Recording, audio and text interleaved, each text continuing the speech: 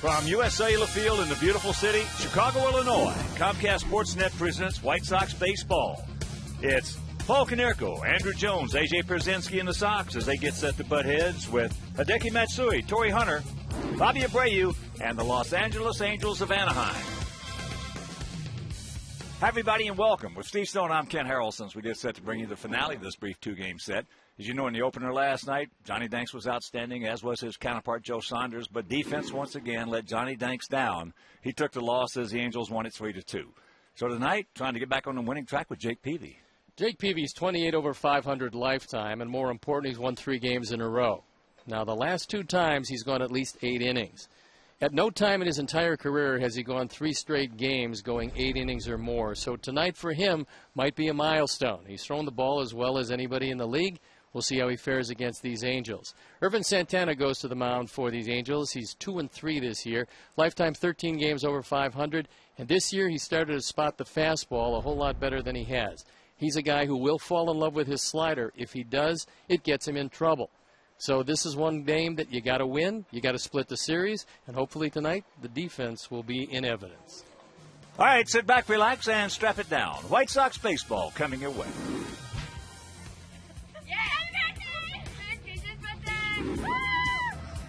White Sox baseball on Comcast Sportsnet is brought to you in part by your Chicago area Lexus dealer, who invites you to test drive a Lexus today. Blue Cross and Blue Shield of Illinois. Member owned means our reason for being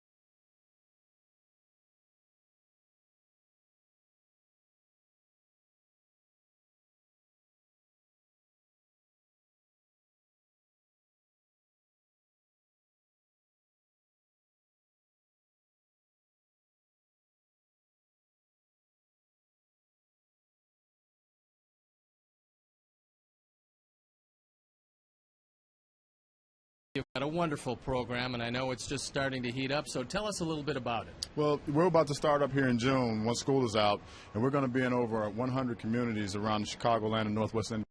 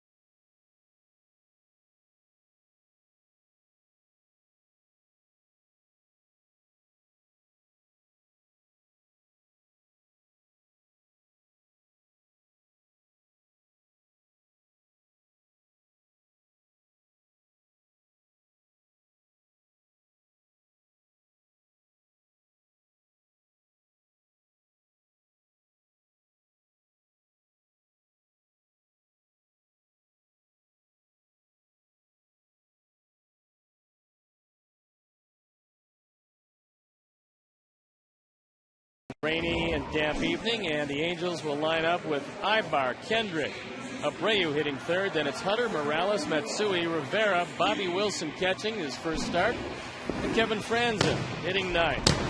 The Jimmy John's defensive setup, and now they'll line up behind Jake Peavy. It's Pierre, Jones, and Quentin in the infield. Tien, Ramirez, Beckham, and Konerko. A.J. Pierzynski behind the plate. And the Toyota starting pitcher is Jake Peavy. He's looking for win number 4 in this his 9th start of the year. The numbers starting to look fairly impressive when you consider how he started out. And so it's a little soft in the outfield, but other than that, this field drains exceptionally well. And there will be baseball. So the game conditions. 61 degrees with 69% humidity, and the winds out of the southeast at 5 to 10 miles an hour. The forecast, rain late. Also rain now. And hopefully not heavy rain, as the umpires featured Darrell Cousins behind the plate. Jim Wolf at first. Todd Tishner is at second. And Marvin Hudson is at third. So they throw the ball around the infield. Jake Peavy, after a fairly short warm-up, is ready to go. And I'll turn it over to my play-by-play partner, Hawk Harrelson. All right, Stone Pony, thank you. And once again, good evening, everyone, and welcome to White Sox baseball right here on Comcast Sportsnet. So happy you could join us for the finale of this brief 2-game set. Angels took the opener last night 3-2 in a gift victory. And once again, defense let Johnny Danks down. So here we go. Eric Ibar, switch hitting shortstop. 0 for 4 last night, hitting at .230 on the season, will lead it off.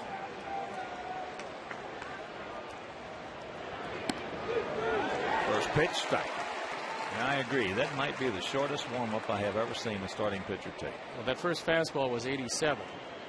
And hopefully that was a little something off. And that's laced in the left field for a base hit. So we had a 29-minute delay. Ibar has good speed, but he's only 5 for 9 in stolen bases. This is a completely different Angel team as far as running is concerned. They swiped 28 bases, but they've been caught 15 times. That's not a very good percentage.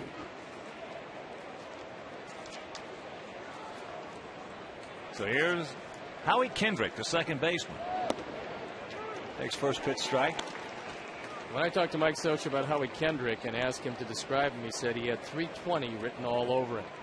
And although that batting average isn't quite there, Kendrick is going to be a good player when he gets a little more experience. He's 26 years old, as is Ibar. So right at the beginning of that window. Well, the difference in the two is Ibar is a wizard with the glove and Kendrick is a good hitter. Outfield slightly to the right. And that pitch inside. These two teams met 9 times last year, with the Sox taking 5 of the 9.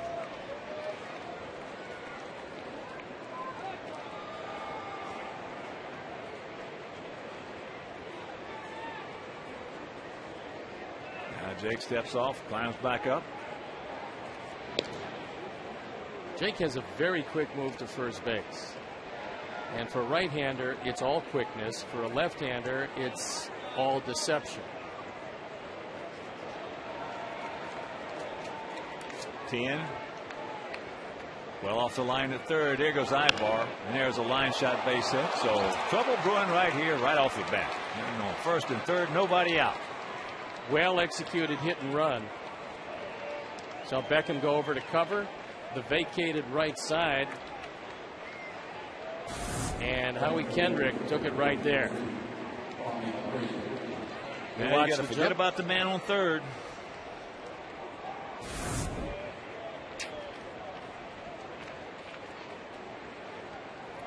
Bobby Abreu, 8 times he has driven in 100 or more runs. 8 times he has walked over 100 times. Comes in hitting at .271 as there's a nice pick by Paulie. That one almost got away, and that would have proven costly. A run and a man at third.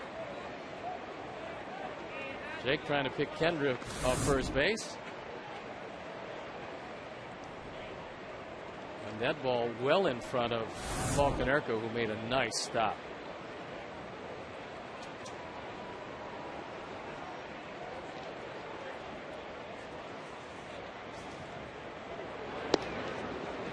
And that's off the plate. Well, for whatever reason, Jake has struggled in the first inning. We've seen it a couple times this year. Those numbers for Abreu aren't normal Abreu numbers.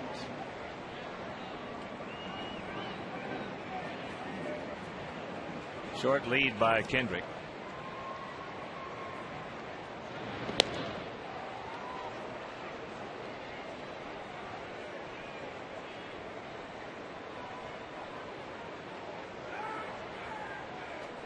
Dino Bell, the coach, going down to say something to Ibar at third. And that's up high.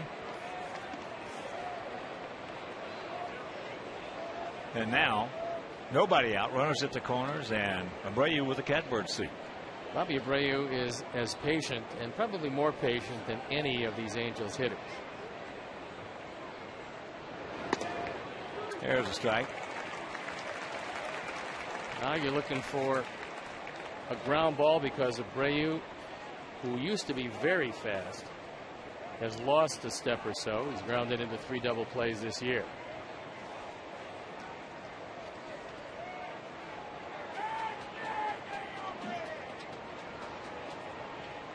Another short lead by Kendrick at first.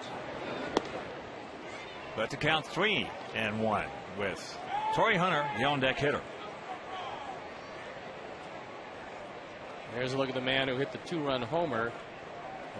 Put the Angels on top in last night's game. A 2-0 fastball up and out over the plate. That was the only hit they had until the 8th inning. This should be. Take your time, boys. Wrap them up. Ibar scores and it's 1-0.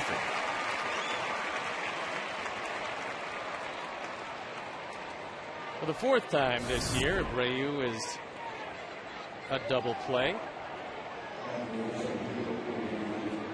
They just barely, however, get him at first base, but they do get him by a half step. So here's Hunter. Hitting at 283, 7 homers. He's driven in 26. A little tardy on that one. He slaps it foul in and out of the LG Skyline Club seats down the right field line.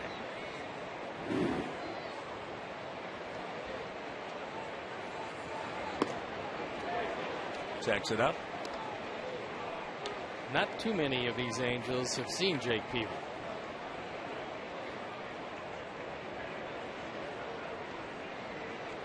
Hunter is 1 for 4 lifetime against him.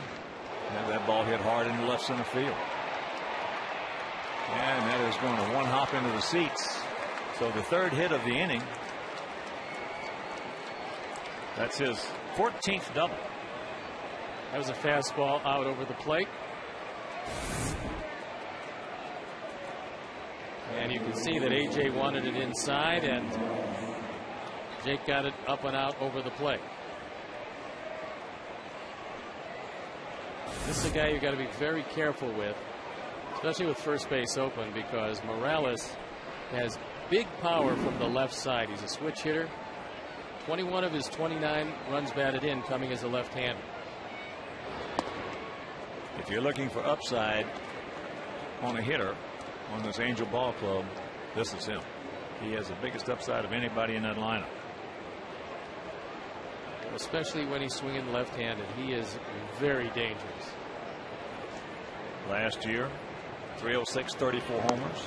There's a breaking ball strike. 108 knocked in. And that was at the tender age of 25.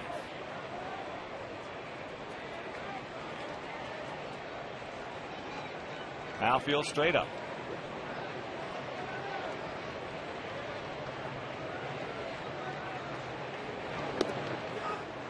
Well, Morales had to wait his turn. First it was Casey Kochman, and then they figured out he didn't have the power to play first every day, and then they got Mark Teixeira, who has the power but wanted a few more bucks than the Angels were willing to go.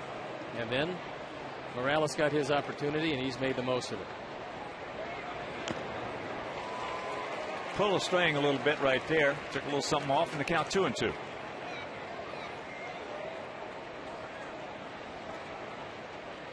Two balls, 2 strikes, 2 out. Man on second. Well, he's 0 for 4 last evening.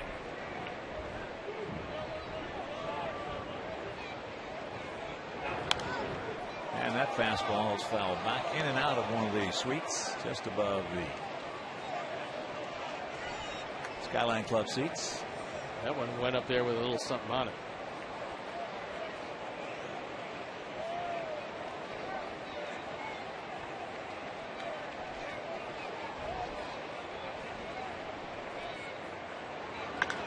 And there's a base hit. And here comes Hunter. It is 2-0. It's nice to see him try to get Morales out of the strike zone. We talked about how dangerous he is from the left side, and Matsui has done nothing in the month of May. That fastball down.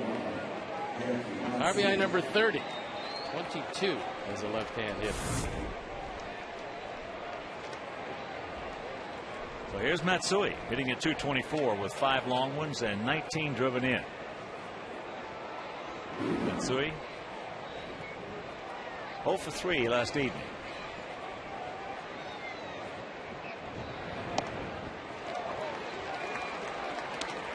Matsui's had lots of knee problems and is having some hard time covering the outside part of the plate. And that's where Jake went with the first pitch.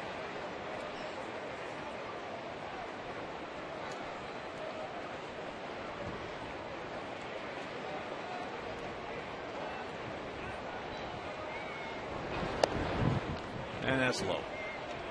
This will be the 22nd pitch. So run-wise has been productive with 2 thus far.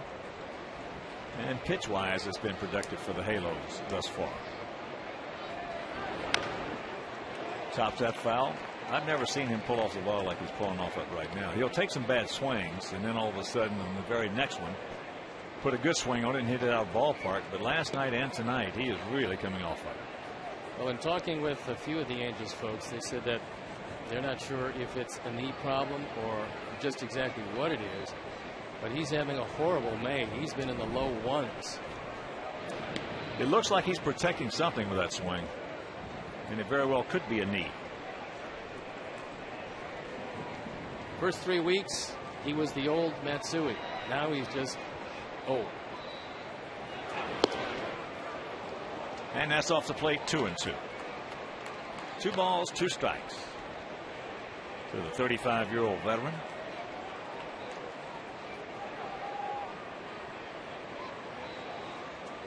What a storied career he's had with Japanese and the New York Yankees. As there he takes off. That's flipped into left field. Here comes Juan. He stays with it, makes a catch on a little blooper, and that'll retire the side. But the Angels come up with 2 runs on 4 hits. No errors. We are going to the bottom of the first, trailing 2-0.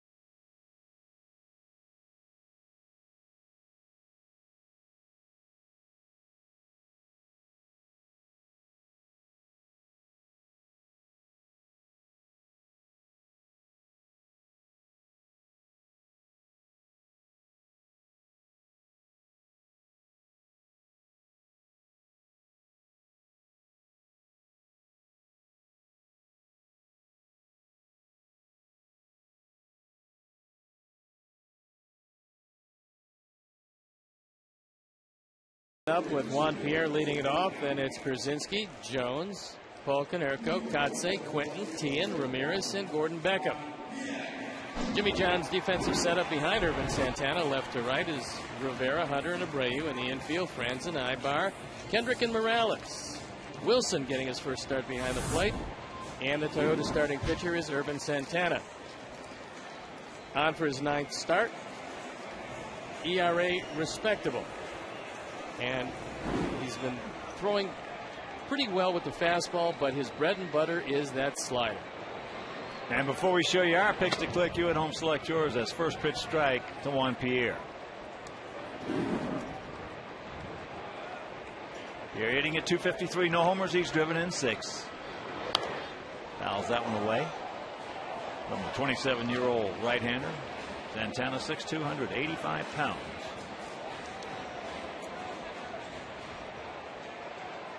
Juan has faced him 10 times and he has 3 hits.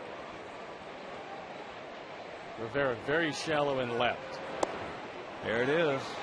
Down and in. He loves that slider, and the only time he gets in trouble is when he falls in love with it. It's going to be up to Wilson to limit it, because this one just drops off the table. A great location for an 0-2 pitch. Here's AJ. He was 2 for 4 last night. Comes in hitting at 212. A couple of homers. He's driven in 11.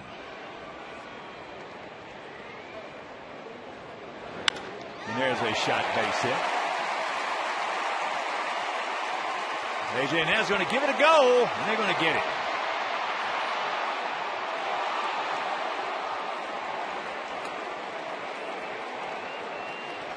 Hard to run on Bobby Abreu with that accurate arm, and still has decent velocity. With the play right in front of him and 2 runs down already, I think this is probably ill-advised, and it turns out poorly. I mean, the throw beats him by plenty. The fact that he actually was safe at second is beside the point. When a throw beats you by that much, they usually give you the benefit of the doubt. Ball being runner out. Most of the time. First pitch strike to Andruw Jones, hitting at 248, 9 homers. He's driven in 19. Andruw 0 for 4 last evening. Santana throwing nothing but strikes.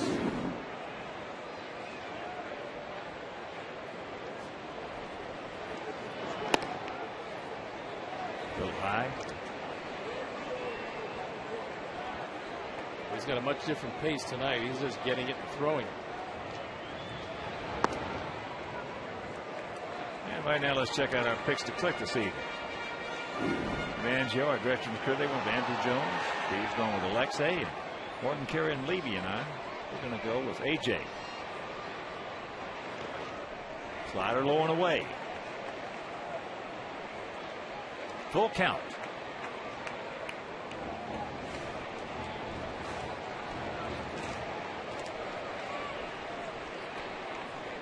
Santana out of San Cristobal in the Dominican Republic. Just got a piece of it. Irvin's a product of the Angel system, as are so many of these Angels. Finally surfacing in the major leagues in 05, where he was 12-8 as a rookie. Went 16-8 in 06. Then hurt his arm and had a bounce back year, 16-7 in 08. And here's ball 4.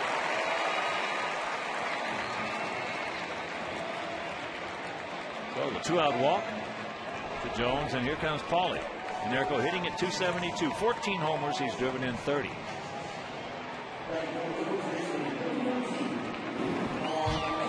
Paulie 2 for 3 last night with a home run, his 14th.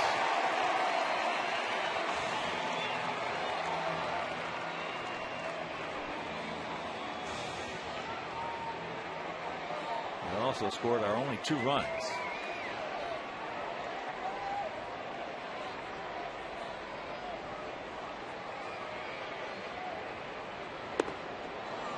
And if you missed that home run last night off the southpaw, poof. 3-2 fastball from Brian Fuentes. It went out in a hurry.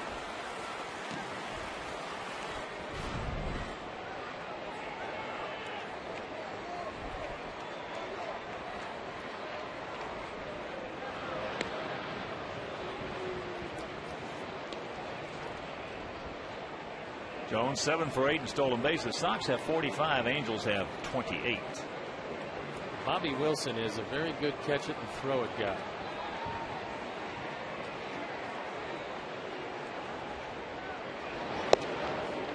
Ooh, Paulie.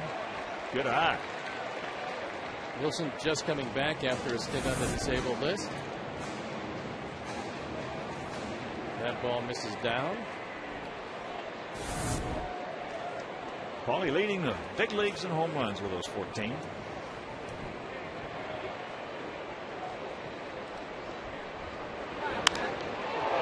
there's high stretch. Abreu now on the track, reaches up, hauls it in, just underneath it. That'll do it. After one, it is still 2-0 Halos.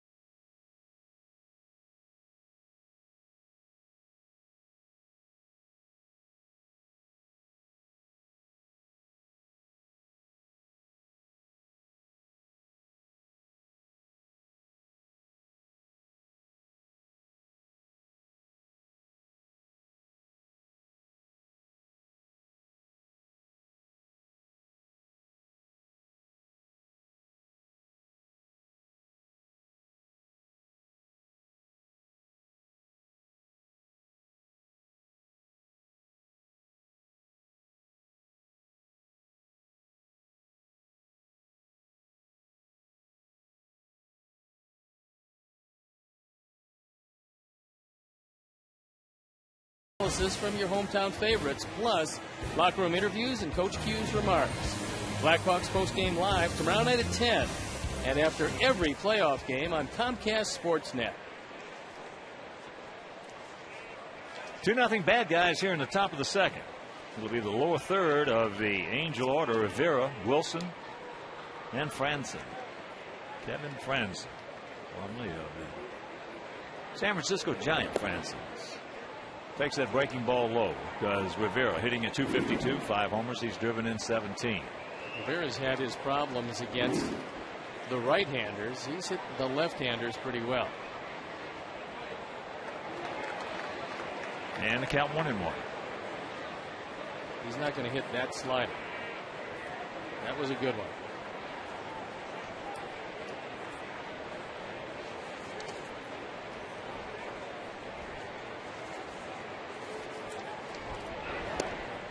Lays off that one. 2 balls and a strike.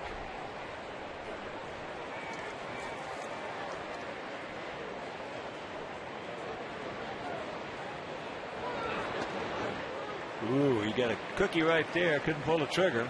And the count evens at 2. Jake wanted this one low and away and threw it right down the middle and not a whole lot on it. Unfortunately, Rivera was locked up. Full count.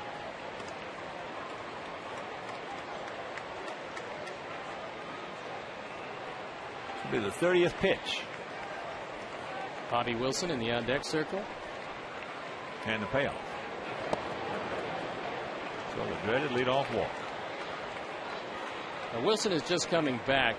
He was run over at the plate by Mark Teixeira, and it put him on the DL. He's out of options, so the Angels, when Jeff Mathis comes back, are actually going to have to carry 3 catchers because they don't want to lose Wilson. He does have some surprising power at times.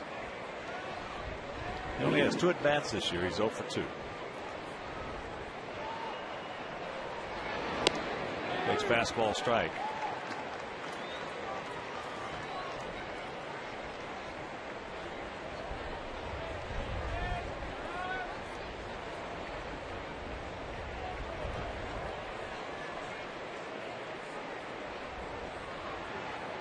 There you go.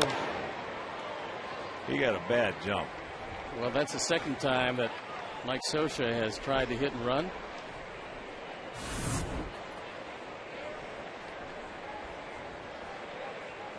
He's looking back because he knows that Wilson's going to swing, and he's hoping for some contact. Very definitely hoping for some he contact. was not going to steal second base. No.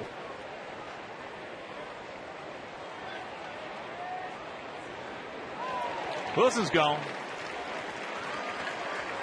1 out.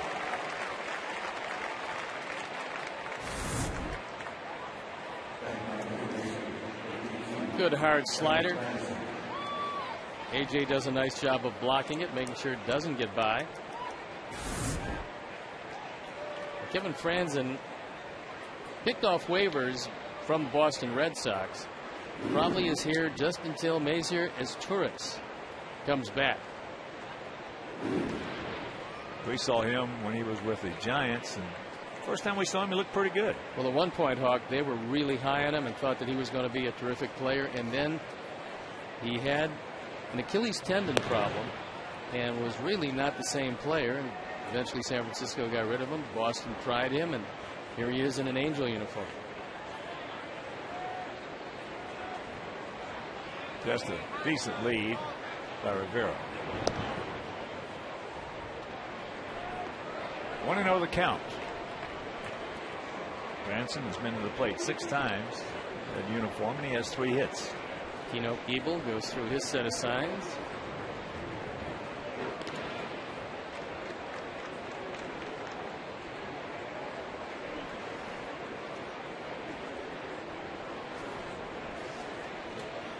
Gap out there in left center.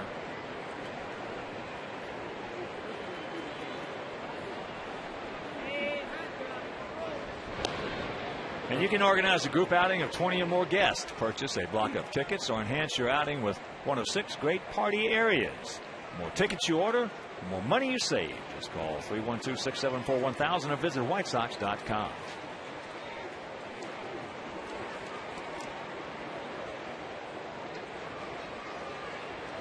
The 2-0. I've got 1-0. Now it's 2-0. Rivera has yet to attempt a stolen base. Dick has thrown over there a few times. He's on the extreme first base side of the mound, which makes his move a lot quicker. Now Juan has what you call a lumbering start. And another attempted hit and run. And I agree with you. The start was lumbering. Well, you know, most of the time, there are a lot of managers who don't like to run a hit and run with speed at first base. What they do like to do is hit and run with guys who can't run at first base. There you look at where Jake sets up.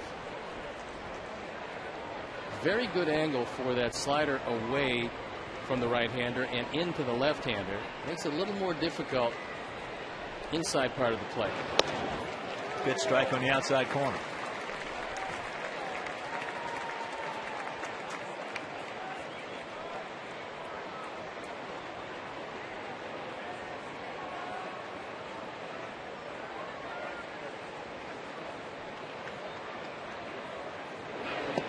He gone. 2 down.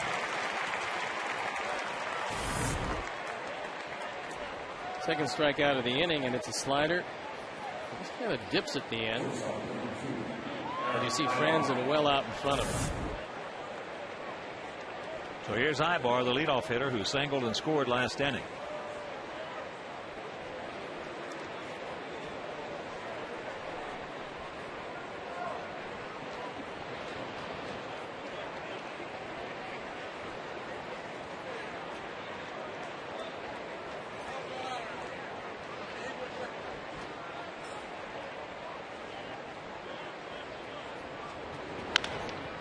Off the end of the bat, shovels it over to Alexei, and that'll retire to the side.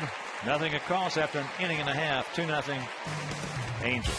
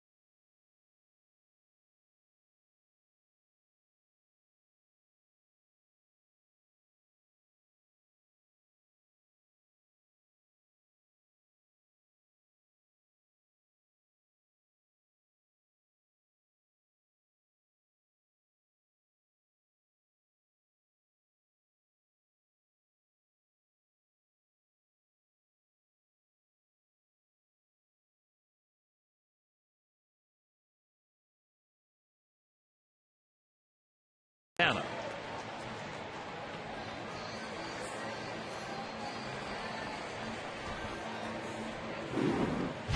Kotsay hitting at 174, 3 homers. He's driven in 6.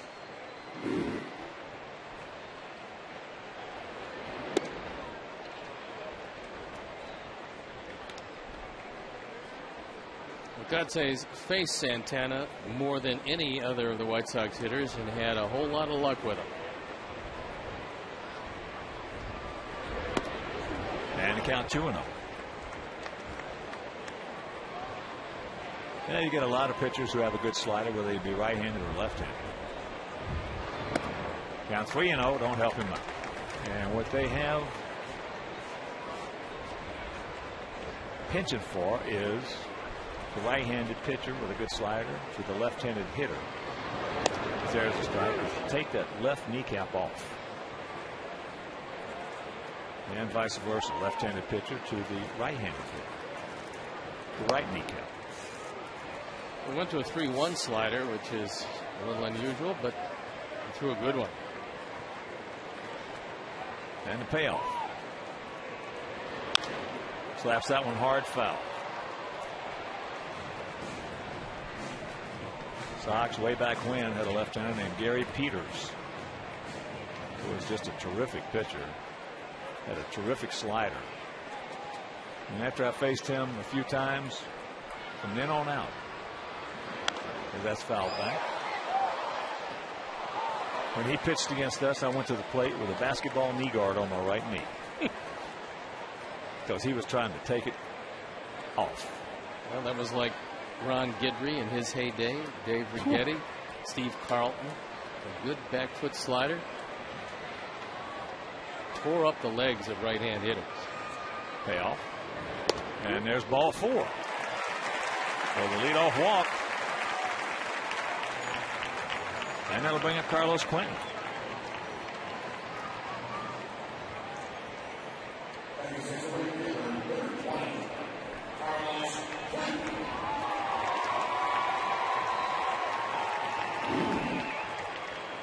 Quentin 0 for 3 last night, but had an RBI. Lifetime against Santana. Has faced him 3 times and has a couple of hits.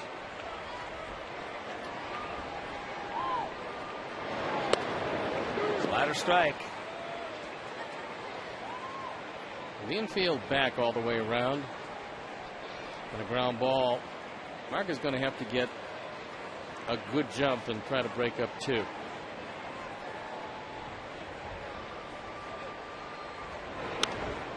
There's a fastball fouled off the end of the bat. And very quickly 0-2 the count. There's a nice gap out there. If he could just hit one right at Billy Pierce.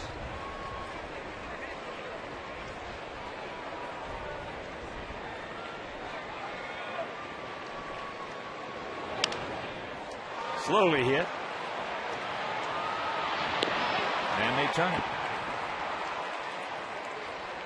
Well, that's where Mark had a chance, but a pretty nifty turn by Kendrick at second base because it was so slowly hit. He just came across the bag and actually forced Kotsay, if he was going to get a piece of him, there'd have been an interference call. And they were able to turn 2.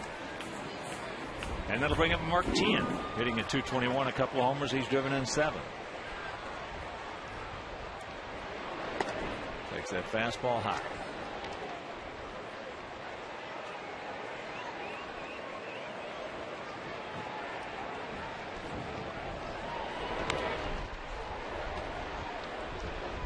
Most amazing game played in Atlanta. The Braves went into the 9th inning trailing 9-3 for the Cincinnati Reds. Scored 7 runs, culminating with a grand slam pinch hit home run. And won that game 10-9. Who hit it? A pinch hitter. Can't remember his name, but I remember talking to some of our players, and they said they played against him in the minor leagues and he could really hit. And then he hit a ball to left field, and Lance Nix, the brother of our Jason Nix, went up and the ball hit off the thumb of his glove and went over the wall for a grand slam. There's a broken bat. Single into right field. Oh, that was the grand slam off the thumb of his glove. That was the grand slam that won the game. That's a bad beat there. Yep. Give up the seventh spot. Yeah. It's like I have an aces full of kings and they have a guy pulls 4 deuces on them. Well, you weren't looking for that touchdown in the ninth.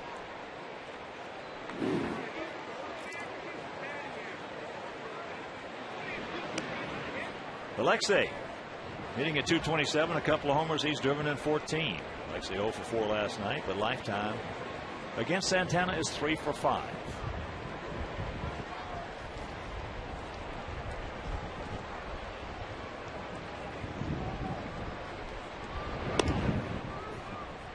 Takes a fastball strike. Santana 13 games over in his career at 61 and 48. Lifetime against us, he is 3 and 2.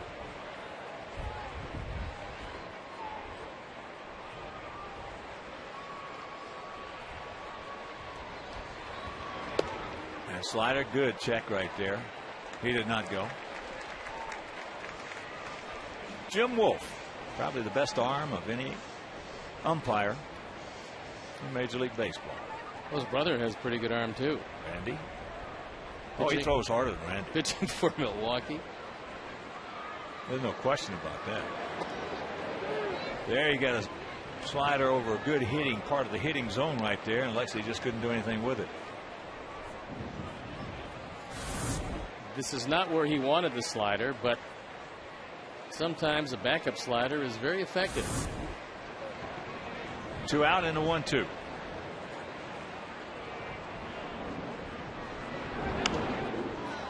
Reaches out, made a decent pitch right there, and that'll do it. Nothing across. We got a 2-out single from Tien, and we're into the third.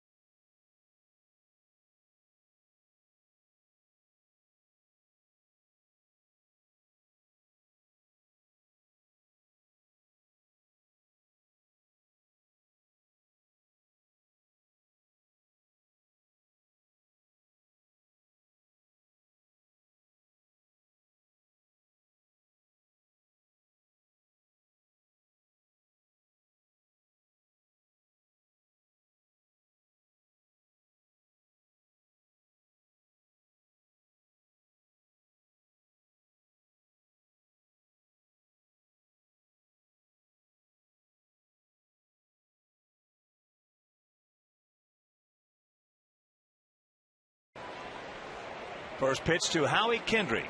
Leading off here in the top of the third inning is a fastball strike from Jake Peavy. Jake Meister comes in at 98 and 70. 28 games over in his career. 0-1 lifetime against the Halos. And there's a little flare going foul. 0-2 the count. Kendrick in the first inning on a hit and run laced a single into right field. Put Ibar on third. Notice at the corners, nobody out. And that is up and in. Well, without the double play ground ball off the bat of Bobby Abreu, that first inning could have been a lot more damaging than the 2 runs that are currently up there. Yep, because with 2 out, Hunter doubled and Morales singled.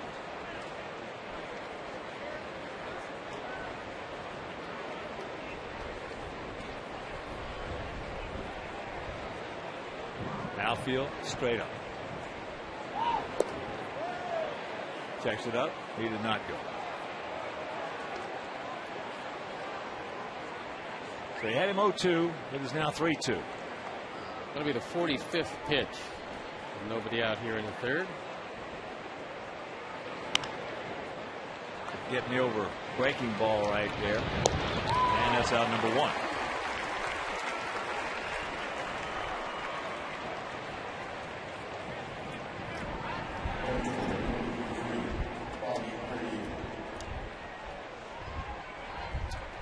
So here's Abreu. Get into the 4-6-3 double play.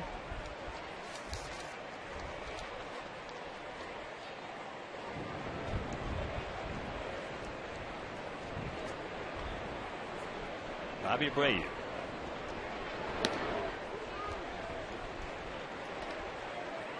Outfield playing him straight away. If anything, Juan Pierre is toward the line in left field. That ball is laced into the gap, and nobody's going to get that one. That's off Aparicio. So the 1-out double.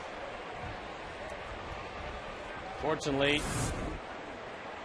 he got the double this inning. That's a hanging slider out over the plate, and Abreu doesn't miss it.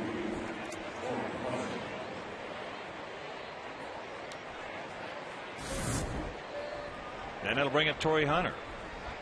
He laced a double. His 14th. Torrey tied for second in the league. 10 doubles coming in with that one.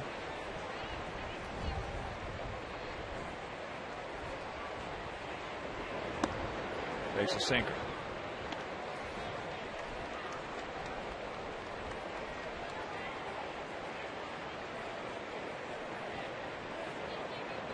And some rain starting to fall. And that's 2-0.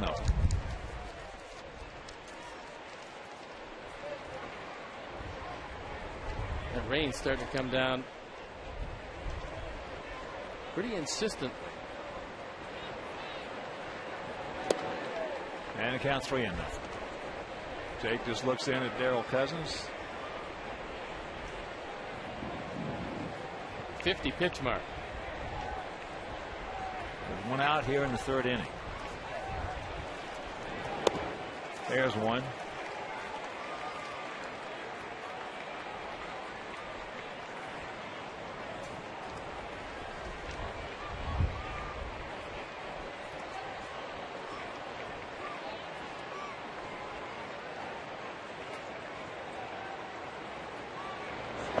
And there's ball 4. And this is your chance to win a Jake Peavy jersey. Just tell the White Sox what you think. Simply log on to your computer and take a quick survey. Your answers are confidential. Visit whitesox.com/survey. And let's complete the survey before tonight's game ends. So here's Morales. Drilled a single in the hole between first and second that scored Torrey Hunter.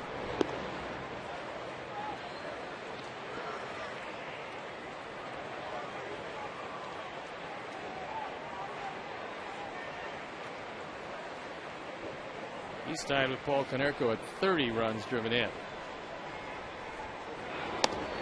There's a strike. 2 on, 1 out. 1-1 to count.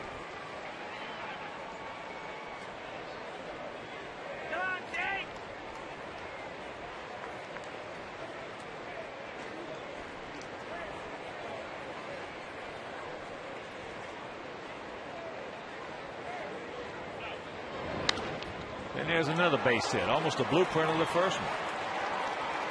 So here's the runner. He's being waved around as Carlos could not find the ears on that one to get a grip.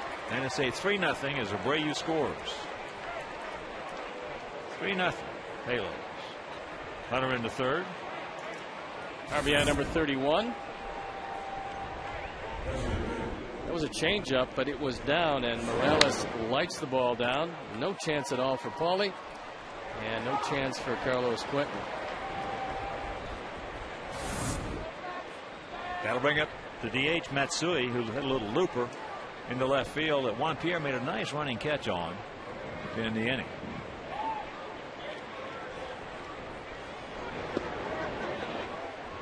Change up outside. Despite the fact that Matsui is not running particularly well these days, he's only grounded into one double play. A second would look pretty good right about now. Another changeup, and the count 2-0.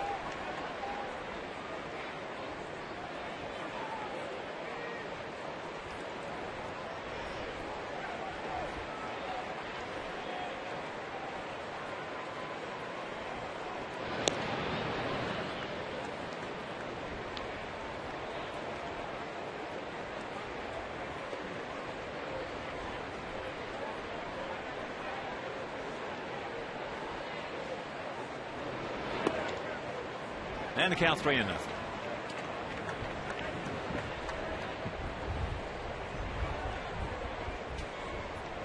You pretty much know you're going to get a fastball here, so if you're Mike Scioscia, you got a struggling hitter up, got to be careful of the 3-0 green light. And Scioscia has a definite 3-0 offense. Not every manager in this league does, but he's one of them. I would say the two most prominent guys for 3-0 offense are Francona at Boston and Scioscia. Well, fortunately, he got around a little too quickly, and there's Mike going, yeah, he got the pitch he wanted. Just hooked it.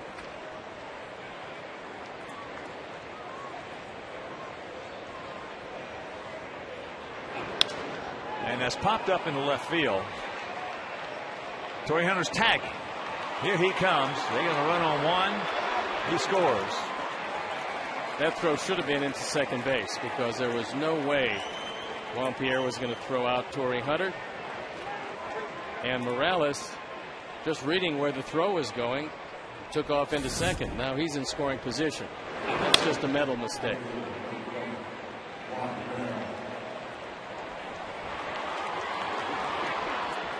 So it's a 4-0 lead. And here's Juan Rivera.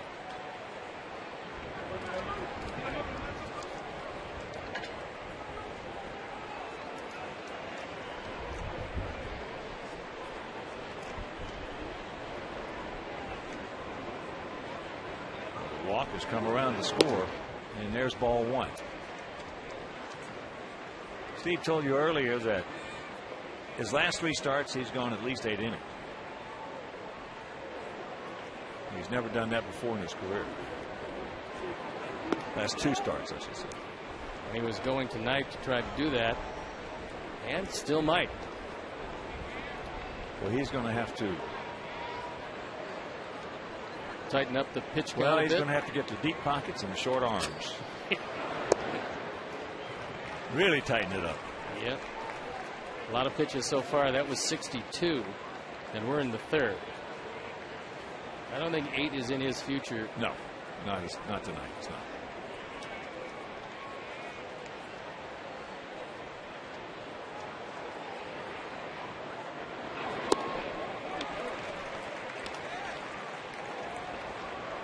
Rivera just waves at that slider.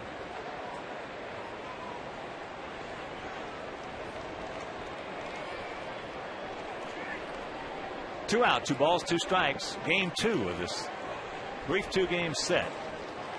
Marlins coming to town tomorrow night for the weekend series. He gone. Got 2 more across the plate. We'll go to the bottom of the 3rd. It is now. We need 4 to tie.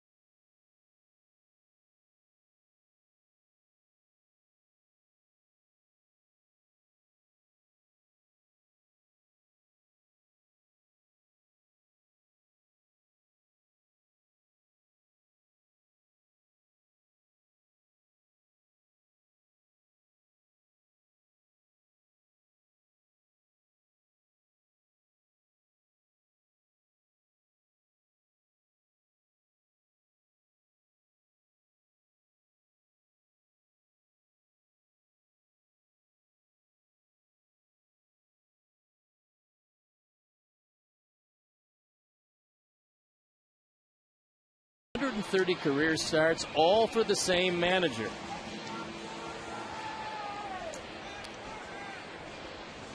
Gordon Beckham will lead it off.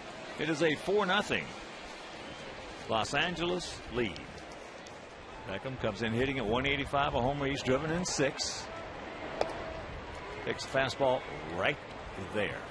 Gordon was out early today, a little extra work, both with the glove and with the bat. That ball hit high and deep in the left center field. Stretch. Get on back there. Rivera makes the catch. 1 out.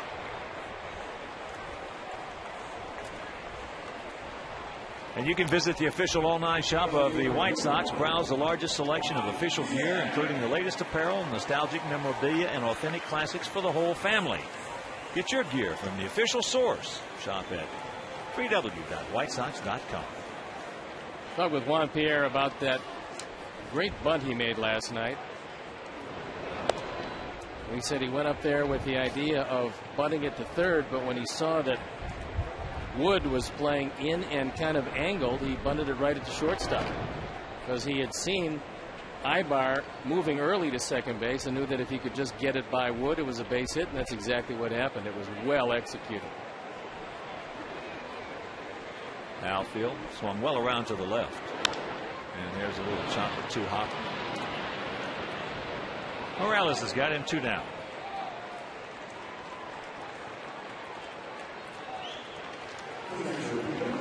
Also, remember, you can support your White Sox by becoming a season ticket holder. The White Sox Ozzie plan features 13 games, including Cup Series tickets, leaving the rest up to you. Prices vary depending on selected seat category and game choices. So for details, visit whitesox.com or call 312-674-1000 to speak with a ticket sales representative. Get a look at Roger Bossard, who is in the dugout. That's never a particularly good sign. Although at 4-0 down, a rain dance might be in order. Well, it could be a good sign. He's talking with Ozzie right now about just exactly when the hard stuff is coming in.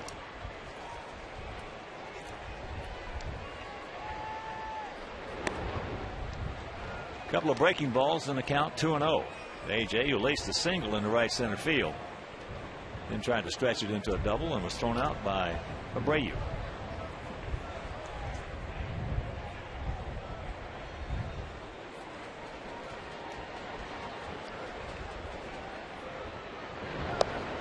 Oh, he took a little something off that one.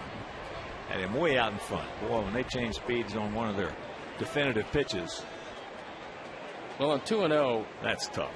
You're looking fastball all the way, and if you get a slider, you hope it's close to the same speed as a fastball, right, and then you get the off-speed slider, and it's just unhittable.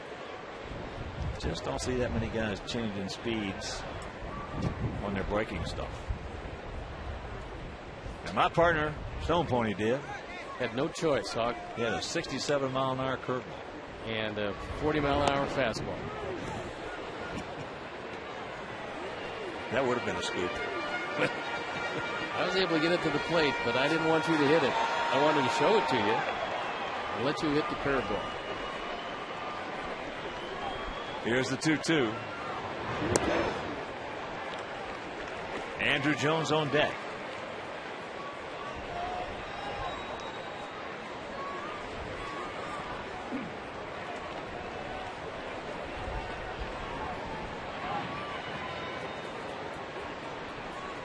And the payoff. And that's into left center field. That's a can of corn for Hunter. And it is a 1-2-3 inning for Santana. First time he's done that.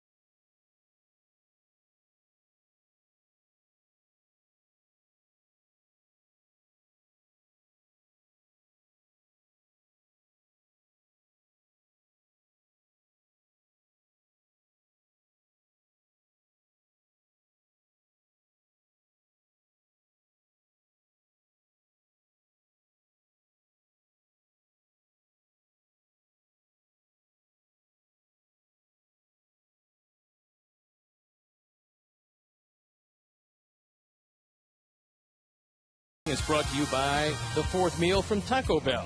Open 1 a.m. or later. 4-6-0 for the Halos, 0-2-0 for our Sox here in the top of the fourth inning. Bobby Wilson, the catcher who struck out his first trip, will lead it off. Breaking ball strike.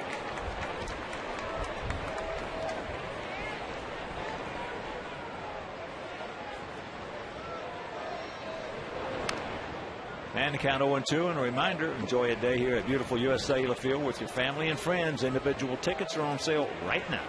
For tickets, visit whitesox.com or call 866-SOX-GAME. There's a foul ball. So the count hangs at 0-2. Good slider away, and it will be 2 strikeouts. Wilson trying to pull most everything.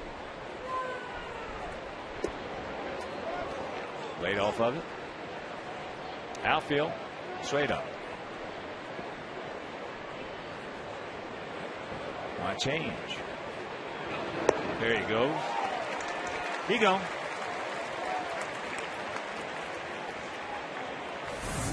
Laid off the first slider. Couldn't lay off the second one, and it is 2 strikeouts. And here's Kevin Franson. He was a strikeout victim on the slider.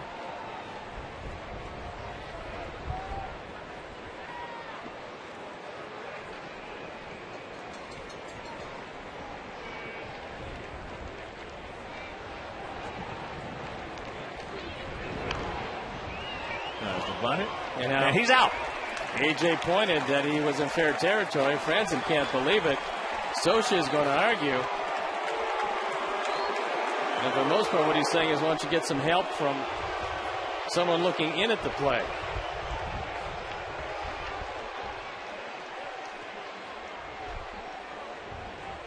But we'll take it. Dadgum right. He was in the box.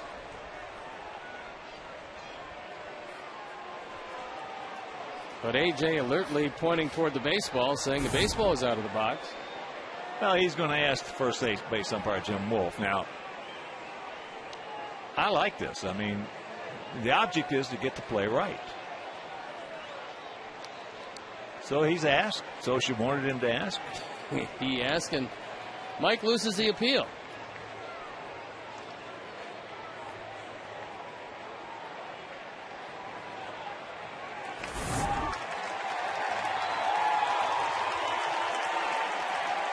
He was in the box. So we'll get the break. Well, for every time you see that play called, probably half the time they're still in the box. Yep. So 2 down. And here's Ibar. He has singled, scored, and hit into a 4-6 fielder's choice. Takes the bunt, takes the strike. That has scored 2 unassisted.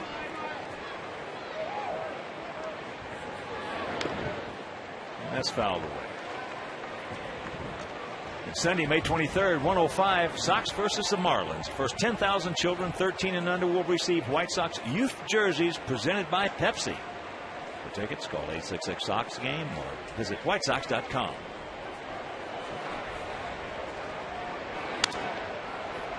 A little looper and a nice inning. 1-2-3 inning for Jake Meister. First time he's done that.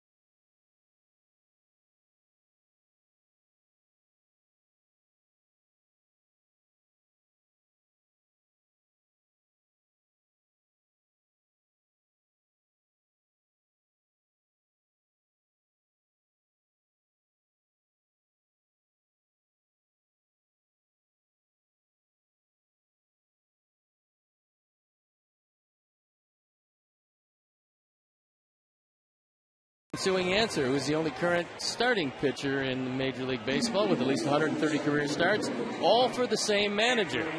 Drum roll, please. Irvin Santana. Start number 147, all for Mike Scioscia, who's in his 11th year of managing.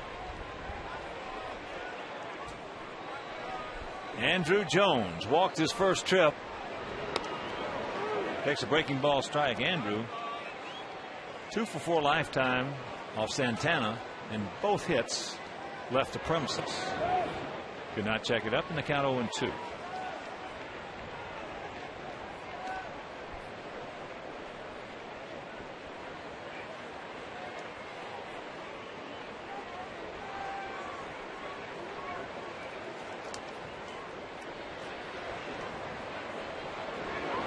Breaking ball there was almost a hanger.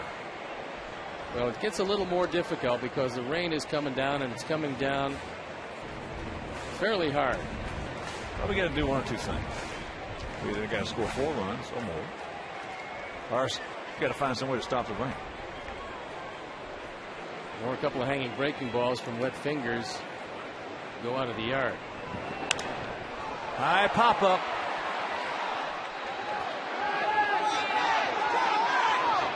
Look at the play right there by Franson. Good recovery. Well, it's tough considering that he's not too familiar with the wind currents here, and the wind is really howling right now. He sets up under it and then has to drift with the wind. That ball almost escaped the glove, but at the last instant, with a lunge, he records the out. Well, you're a breaking ball pitcher. Let me rephrase that. Did you have more trouble in misty weather like this or real cold weather? I didn't mind cold weather. Okay. But the misty weather with the footing that was uncertain on the mound because you never knew if that front foot was going to slip just a touch was pretty difficult.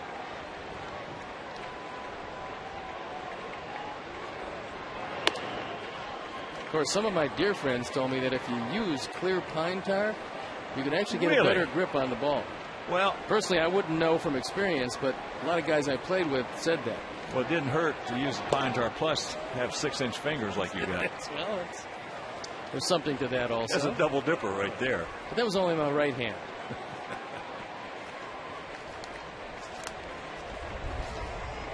I tell you, Koufax had the longest fingers of anybody I've ever seen in this game.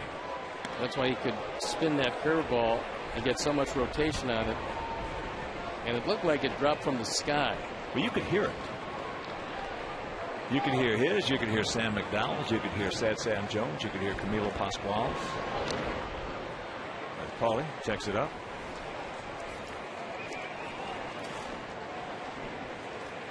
Paul a little disappointed in that he knew that one was out of the strike zone, but he left the bat in the zone, and instead of 3-1, it's 2-2.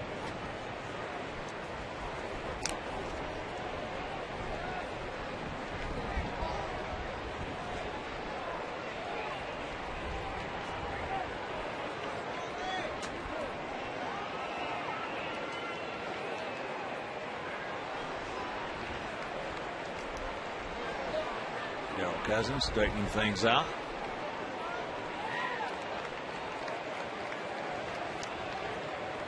Paulie went out deep to right field. As he just got out guessed there. He gets him. That's the second strikeout for Santana. Well, he's looking slider all the way, and he just gets the fastball right down the middle. So with 2 outs, that'll bring up Mark Kotsay, who drew a leadoff walk in the second inning.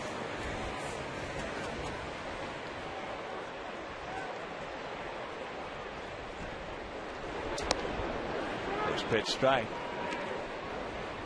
That's one of the few straight changes that he's gone to tonight.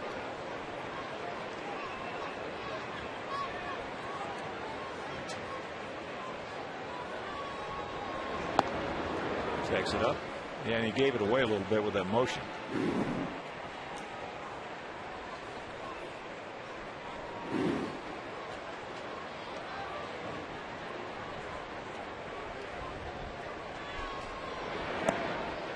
There's another straight change, and count 2-1.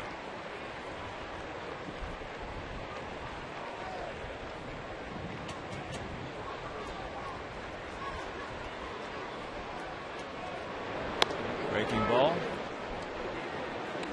2 out, 2 balls, 2 strikes. Mark Kotsay.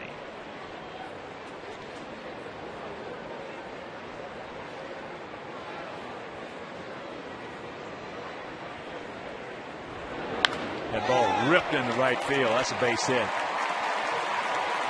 Abreu is Kotsay now. He knows who's out there. Abreu made a perfect throw to the cutoff man. So the 2-out single. Well, A.J. tested Bobby Abreu in the first inning and came up short. And there are some guys, when they're going away from the throw like this, that you can actually take some liberties with. Not Bobby Abreu. He's much too accurate and still has too strong of an arm. So here's Carlos Quentin, hit into a 6-4-3 double play. Back in the second inning. Takes it outside, and prorated White Sox season ticket plans are on sale right now. Full season, weekday, and weekend plans offer best seat locations at the lowest prices with the most benefits. Call 312-674-1000 or visit whitesox.com to reserve your seats right now. 2-0.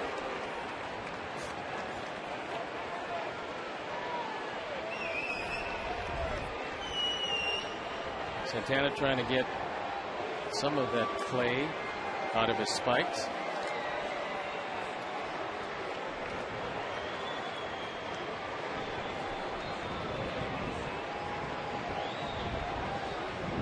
Static lead by Kotsay.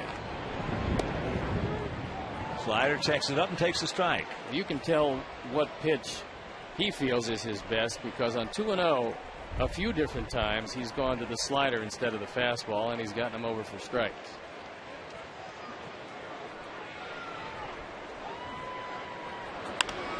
Off the end of the bat. Rivera coming on. He can't get there. That's a fair ball. So Kotsay. Now the throw goes into second. Perfect peg right there by Rivera. Carlos made a big wide turn, stops and gets back in.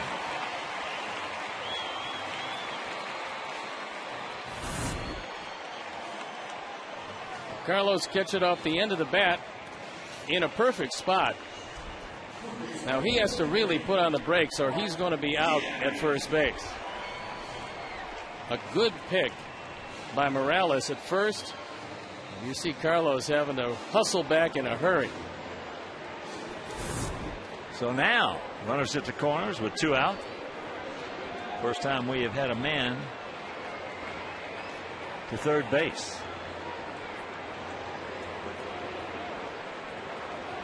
That's the first time we've had a man to second base. Tien checks it up. He does not go.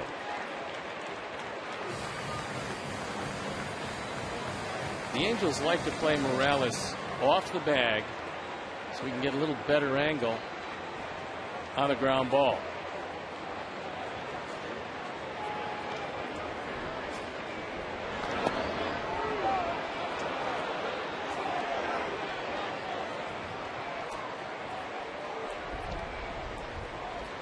One and one the count. Tien had a little soft single into right field his first at bat.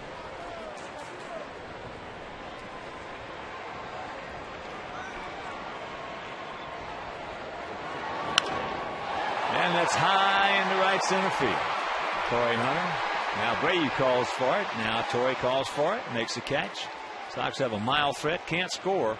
And we're into the 5th.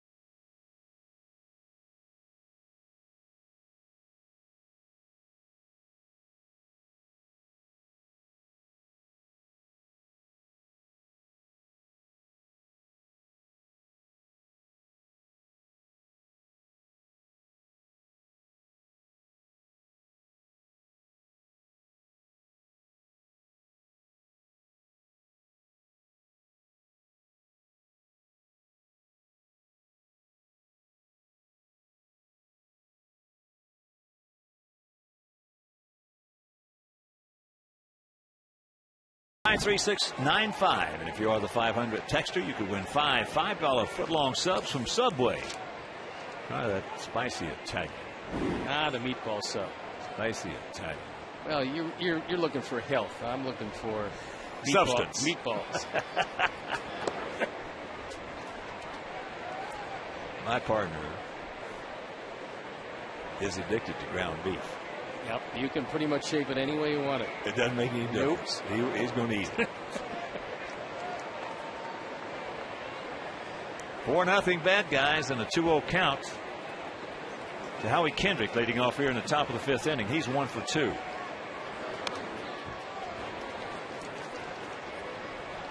Jake looking at his spikes as the footing getting a little tacky down there, but Roger Bossard keeps a very good mound. I think the footing is still pretty good. It would almost take almost a monsoon to put this field in unplayable condition. Roger is the best. It's hard to say anybody in this game is the best. Let's put it this way, there's none better. Very few who can eat more. Sweets. He gone.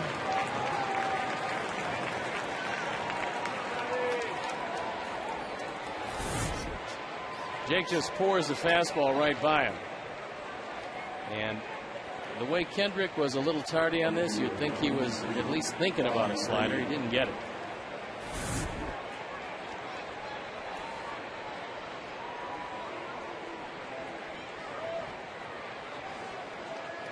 Here's Abreu. He's 1 for 2. A double and a run scored.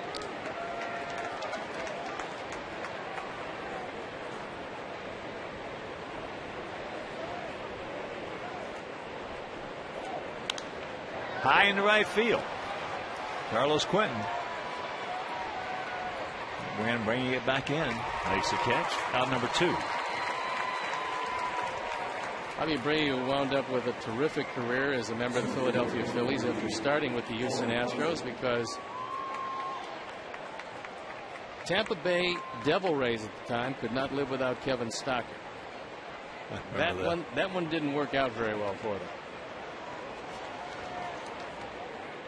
Torrey Hunter, soft off the end of the bat, right side. Very quick 1-2-3 inning for Jake Meister. And we're halfway home. It is 4-0 Angels.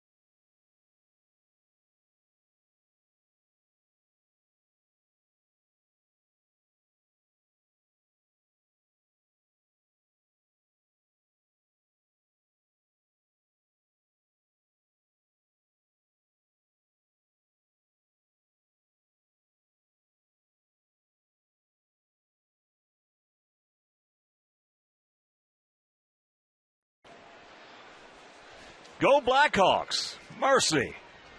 Boy, they fun to watch.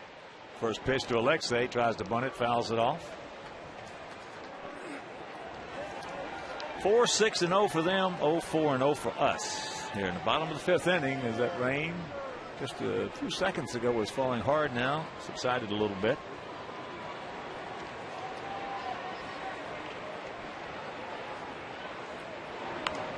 There's a bunt. Got a lot of spin on it.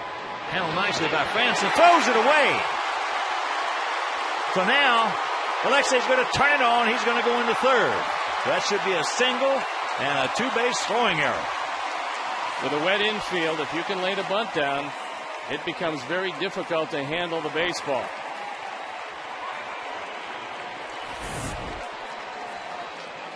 Good bunt by Ramirez, although he pops it up.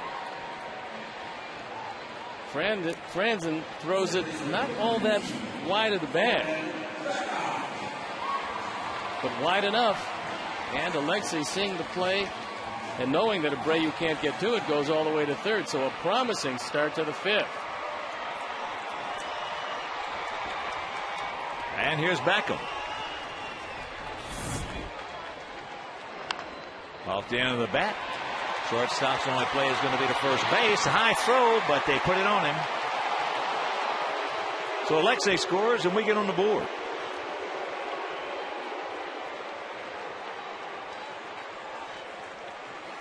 Once again, the wet baseball. Ibar normally very dependable, but Morales does a good job coming off the bag. The question is, did he tag it? Well, what happens, Stephen, a lot of times on that particular play right there, first baseman, what they will do is they'll see the throw immediately is going to be off the bag. And what they will try to do is hold their position as long as they can rather than come off the bag as quick as they can, get the ball, and then make the maneuver. Well, to me, that's the only time, if you're running with your head up to first base, it's the only time you should slide into first base, and that is you see the first baseman shift and you try to avoid the tag. You see a lot of guys just trying to beat the throw with a head first slide, and it usually doesn't work out all that well. Well, you got to be very careful because you can't make that at the last moment. You got to see exactly what's happening. Those last moment slides hurt a little bit. Oh, yeah. They put your foot in a funny position, upside down. RBI number 7, although Gordon is 0 for 2. That little flipper in the left field. And Rivera broke back. Now could not recover, so a gift base hit right there. Very bad play by Rivera in left field. I have no idea if he saw the ball at all, but that ball was up long enough, and you see Rivera breaking way back. Not sure if he remembered who was hitting or not, but we'll take the base hit. And good speed aboard. 18 stolen bases, leading the big leagues in that category. And here's AJ. AJ's 1 for 2.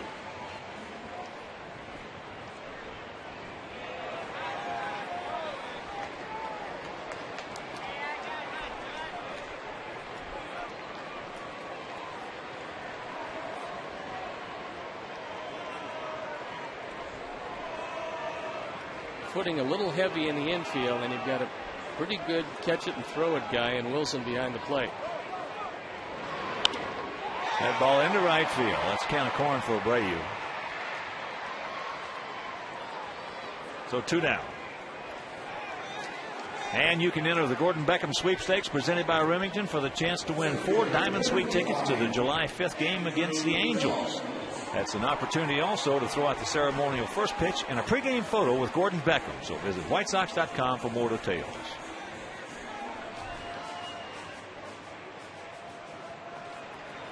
Andrews got to be up there looking first ball fastball. Let's see if he gets one from Santana.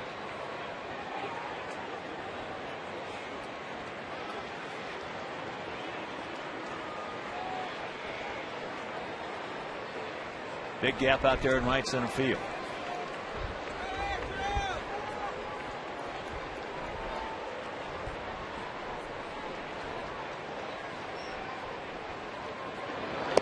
Slider.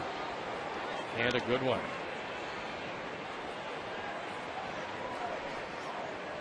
When Andrew was looking fastball, he's just shaking his head. He gets fastball. He got the slider and had no chance.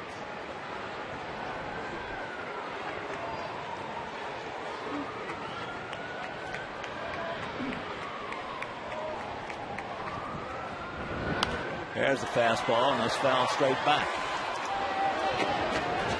Here's our Home Depot doing more on defense. And last time Andrew was up in the 4th inning, he popped it up down a third base line, and Kevin Franzen, battling the wind and the rain, able to make the catch.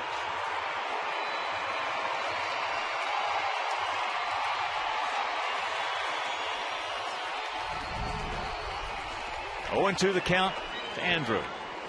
Konerko on deck.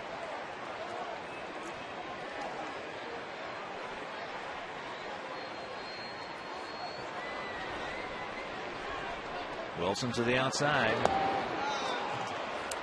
And that'll take care of the Sox here in the bottom of the 5th. We come up with an unearned run, and it is 4-1 Halos.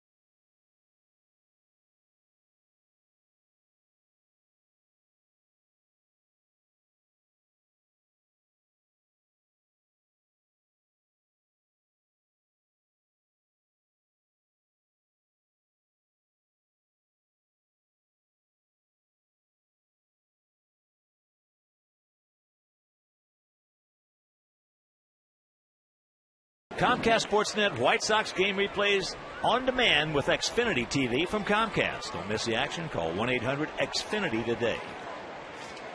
Well, Jake's got 81. And it's into the top of the 6th. First pitch strike to Kendry Morales, who is 2 for 2 with 2 RBIs. We have seen that he can hit the ball down, especially if it's middle in. Breaking ball, back door, and the count 0-2. That last pitch was a dandy.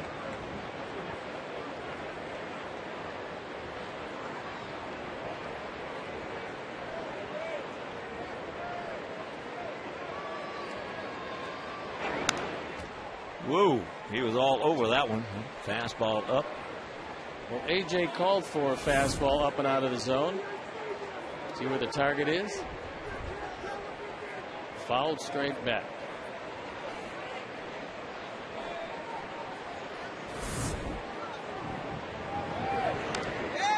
And that breaking ball. So the count hangs at 0-2. 10-9 Atlanta over Cincinnati. And just tuning in, did not hear. My little recap there, Stone Pony. 9-3 going into the 9th inning. Cincinnati. Yes. Seemingly put away. Bye-bye. See you later. But it wasn't to be. As 7 runs later, with a culmination, a pinch hit grand slam opposite field home run off the glove of Lance Nix. 10-9 Atlanta victory. He gone. Pretty good sequence right there with location. Good hard slider put him away. And when you get on top, You can just nip at the edges of the zone and force that hitter into some bad swing.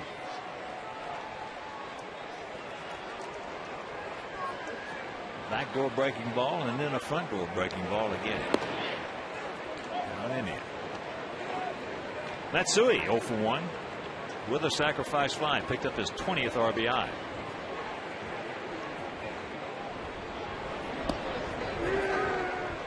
Takes the strike.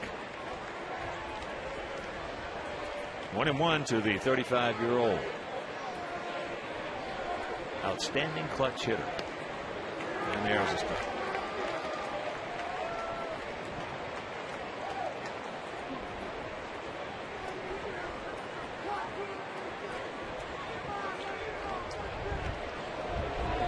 That one just missed it. Yeah. Once you make him move his feet, if he throws this fastball low and away, I believe he's got it.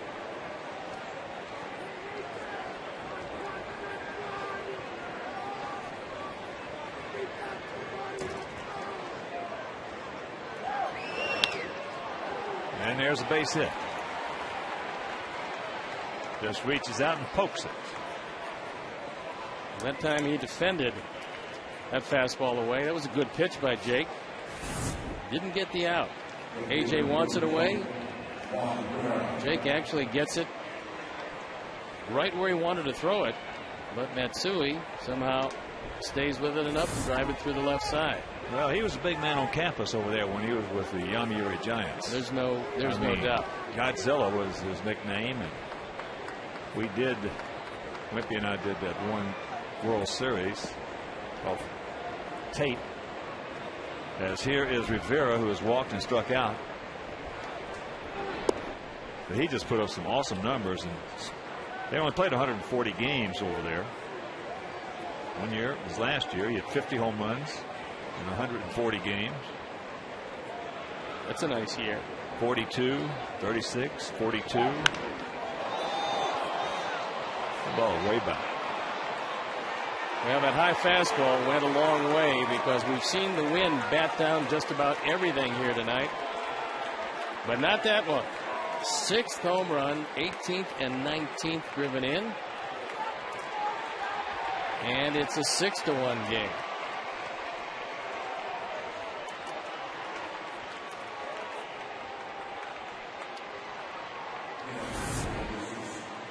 AJ wants it low and away. Jake gets it up and out over the plate.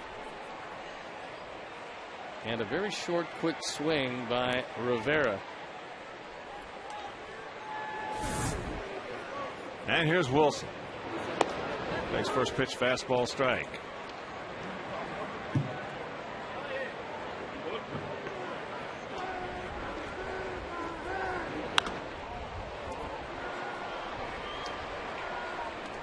Souvenir left side, 0-2.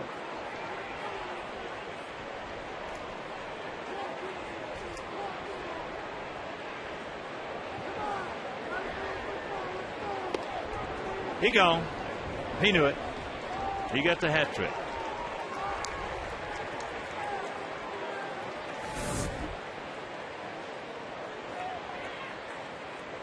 Slider, perfect pitch.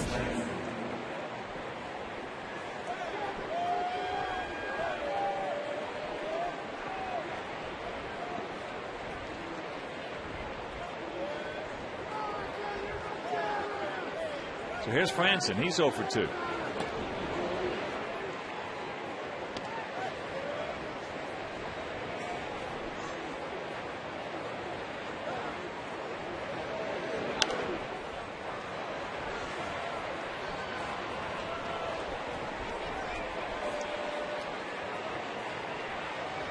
Two in the first, 2 in the third, 2 so far here in the top of the 6th. They lead it by 5. And the count 1-2.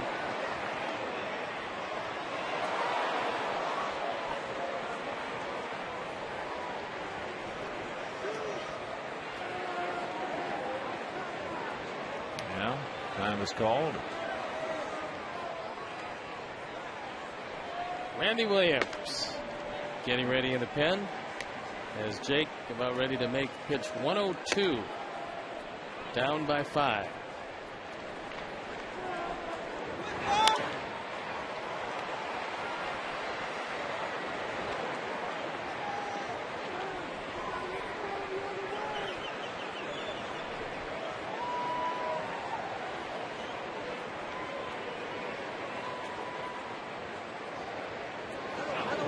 He gone. Meanwhile, the single by Matsui, the 2-run homer by Rivera.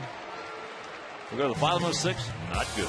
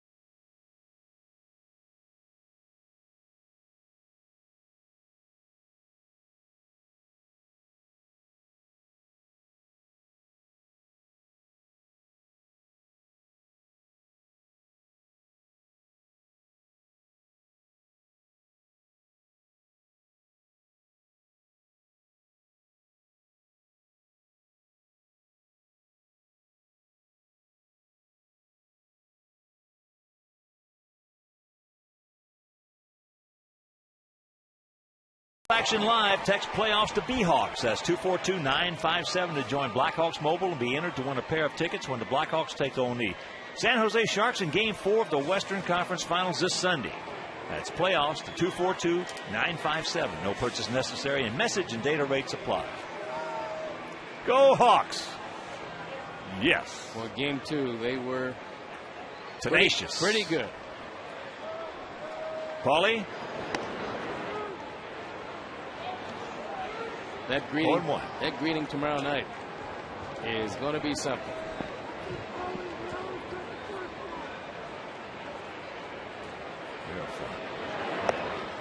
And by the way, a happy birthday to John McDonough. Got a cake on the team flight coming home from Vancouver. 57 and still spunky. 50 what? 57. He looks like he's 30. Well, maybe I'll take 57. I'll take out those glasses. No offense, John. Got the wrong pair on, John. Happy birthday, buddy, and many more. That breaking ball down.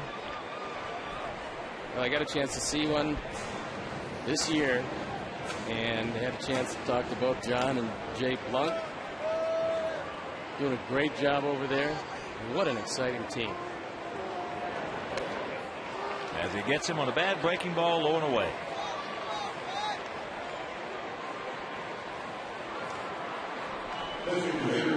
Fourth strikeout for Santana. Now you're talking about almost an unbelievable turnaround. Since John arrived on the scene over there, I mean, it's just been unbelievable. Well, some very exciting young players, and they added some experience. It's just a great team to watch. Well, the whole franchise has just turned around. Everything.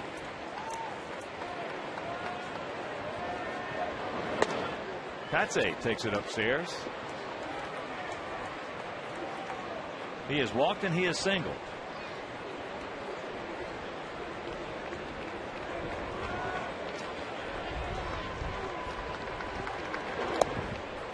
Takes a strike and the count 2-1. Come on, fellas. Green has eased up quite a bit. Let's get some points.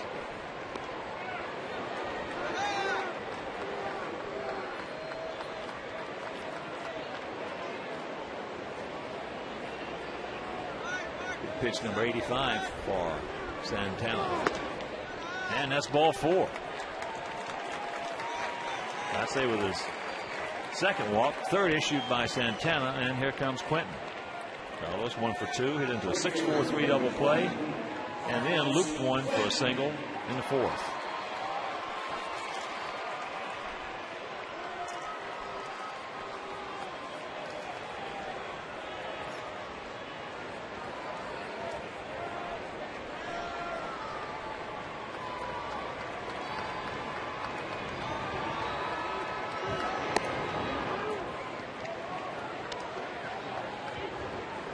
First pitch tonight, Carlos.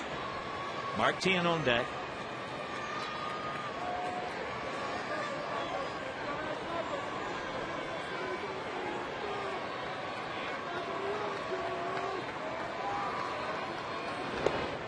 Takes it up. He did not go. And make your plans to be with us tomorrow night. First of a 3-game set. Interleague play. The Marlins of Florida come to town. Mark Burley against Ricky Nolasco. And on Saturday, Gavin Floyd against Chris Volstad. And on Sunday, in the finale of that set, in this brief 5-game homestand, Freddie Garcia against Josh Johnson.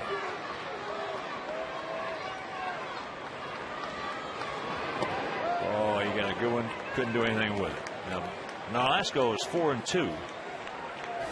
You take a look at this. You got a cookie right here, and that one hung right over the plate.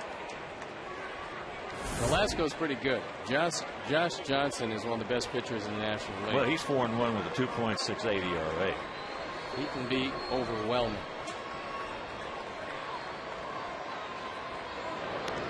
Takes it up. I think that got him.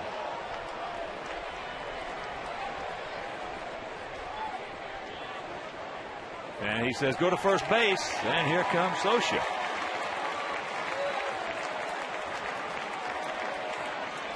And Hermie wants to take a look at it. Mike Socia's been perfect tonight. He's lost everyone. He's going to lose this one, too. He's still talking, though.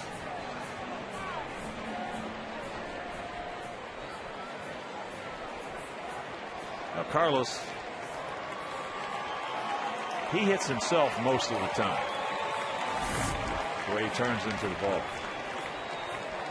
It doesn't have to be very far inside for him to get hit. Well, it settled down somewhat this year. Hasn't been hit a whole lot as guys have been trying to stay away from him. But getting 3 hits to the opposite field a couple of games ago has brought the league more inside to it. Well, first year in pro ball, he got hit 43 times. And that's just the 4th this year. Here's Tien with 1 out, 2 on. And that's popped it. Hunter. 2 down. So here's Ramirez. Alexei has popped the second and had a bunt single. And as the ball was fielded by Kevin Franson, he threw it away. Alexei went all the way to third base and then scored on the ground ball to short by Gordon Beckham. So Steve's pick to click tonight. Alexei having a great night, fielding flawlessly, base running impeccable, and a base hit. I should say the tandem, 1A, 1B. The senator and the mayor. I had to go to my pinch picker. No, pinch picker. Pinch picker. Yeah. The mayor, Mean Joe Groove. Yeah. I was looking for some guidance. My picks have been less than stellar.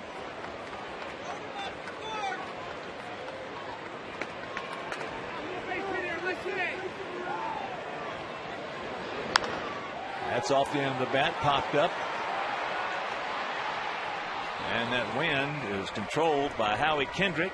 Makes a catch, and we'll go to the 7th, trailing by 5.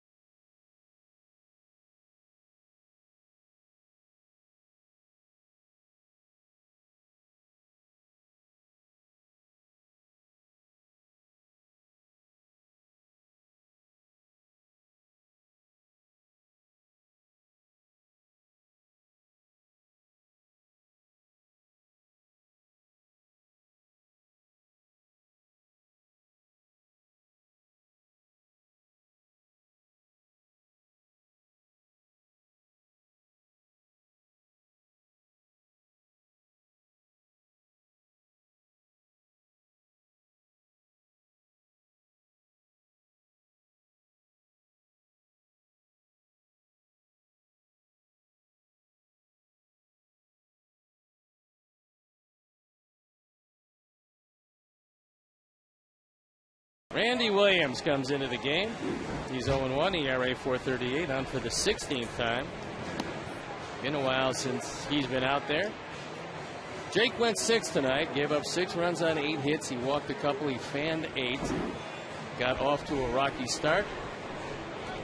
Gave up 2 in the first, 2 in the third, 2 in the 6th, and leaves trailing 6-1.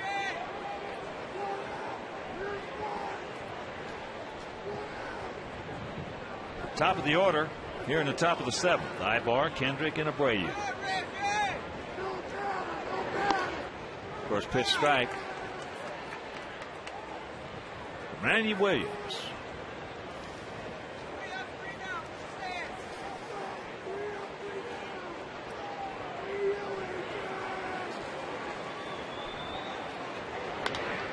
And he just reached out, pokes that one into left field for the base hit. So he's 2 for 4.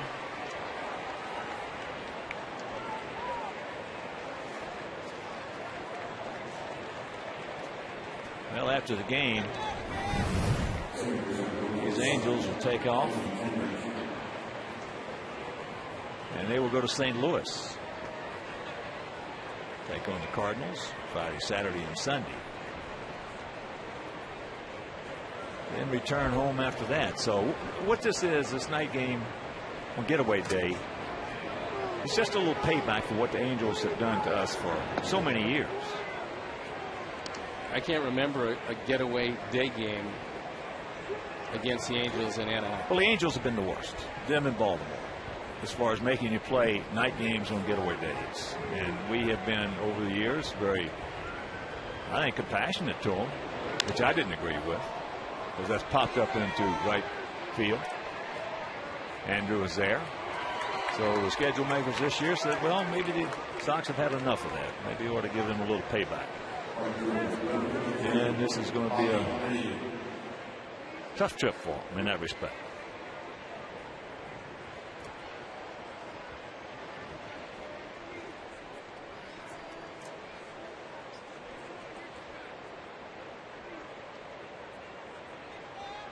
And that's the way it should be. Reciprocate. They're going to make you pay. You make them pay. Here's Abreu. He's 1 for 3. There he goes. Oh, what a jump he got. Don't even throw. I'm not sure why AJ decided maybe he just wanted to keep his arm loose, but Ibar was going on first move. He was halfway before Randy Williams delivered the ball.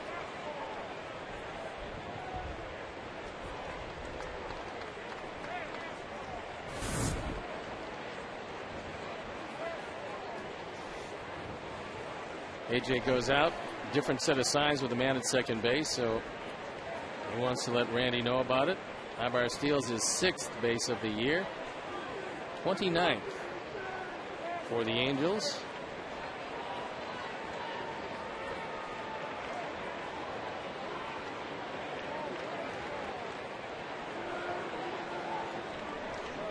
Yeah, that's not a fun thing when you're out in Anaheim. You got a night game on getaway day, and I don't care where you're going. I don't care if you're going to Oakland. I don't care if you're going to Seattle. I don't care if you're coming home. It's not a very good trip. Well, Seattle's almost a 3-hour trip. You better believe it. It's a long one. And coming home, of course, you're getting in at 7 in the morning. 1-1 the count. So you get that off day. You have breakfast at 6 o'clock at night. Yeah. There he goes again. Got a shot at him right here. He gone. Beautiful tag by AJ.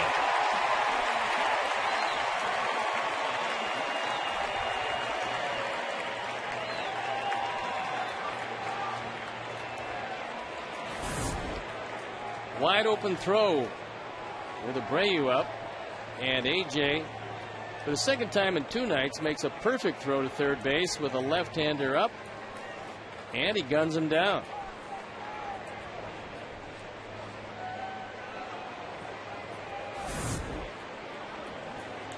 Ibar thrown out for the 5th time this year.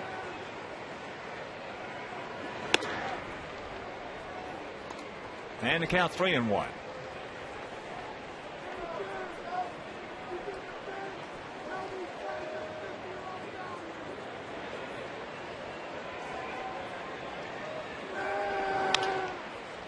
Softly hit. 3-hopper. And that'll do it. 7th inning stretch. We need 5 to tie.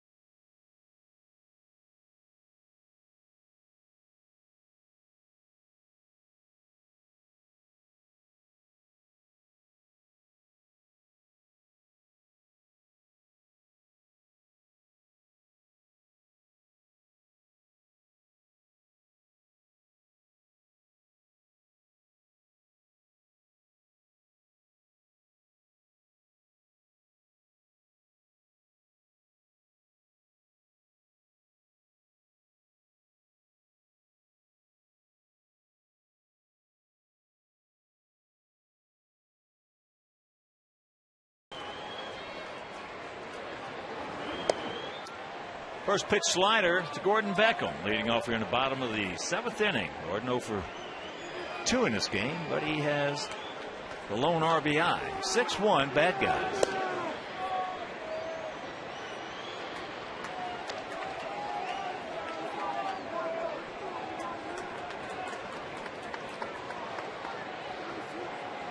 And the 1-1 pitch. Wilson to the outside. Boy, he just fills that mid up right there, and the count 1-2.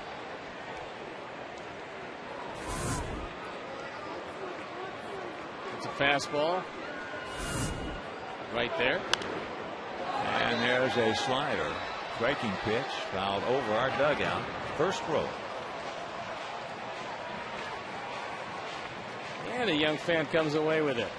That's why you bring your glove to the ballpark. It's amazing what a baseball will do, isn't it? It's just great. You look at the expression on the face of the youngsters. They get a souvenir. You ever get one as a kid? Oh, a lot. Yeah, we used to stand outside of Grayson Stadium there in Savannah when I was a kid. Didn't have enough money as he strikes out Beckham. One gone. 5th strikeout for Santana, but didn't have enough money to get in the game. Savannah was in the Sally League, which was a terrific league back in those days. Double A, single A, or double A? That was A. A-ball. Yeah, you know, Frank Robinson, Hank Aaron, all those guys come through there. Hank was at Jacksonville. Frank Robinson was at Columbia. Juan Pizarro was at Jacksonville. They had terrific teams. That was the Braves, obviously. So we would wait outside the stadium. They would foul the ball over the roof, and whoever got it, give the ball back, and you could get in the game. Pretty good. Oh, yeah. Kept the cost down, too. Well, there were some altercations. On who I would imagine so. That's where you learn how to altercate.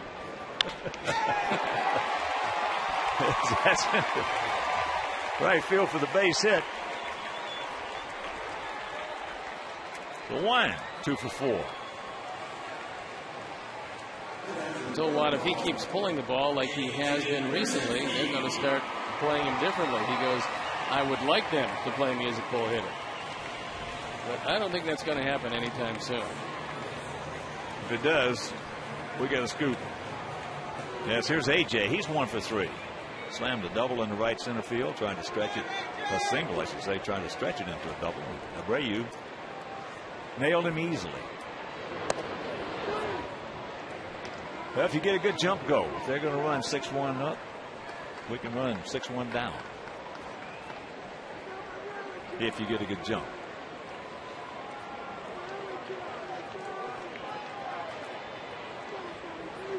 Got a decent lead. Long set. And the fastball upstairs by him. Yeah, that was the Sally lead back in those days was terrific.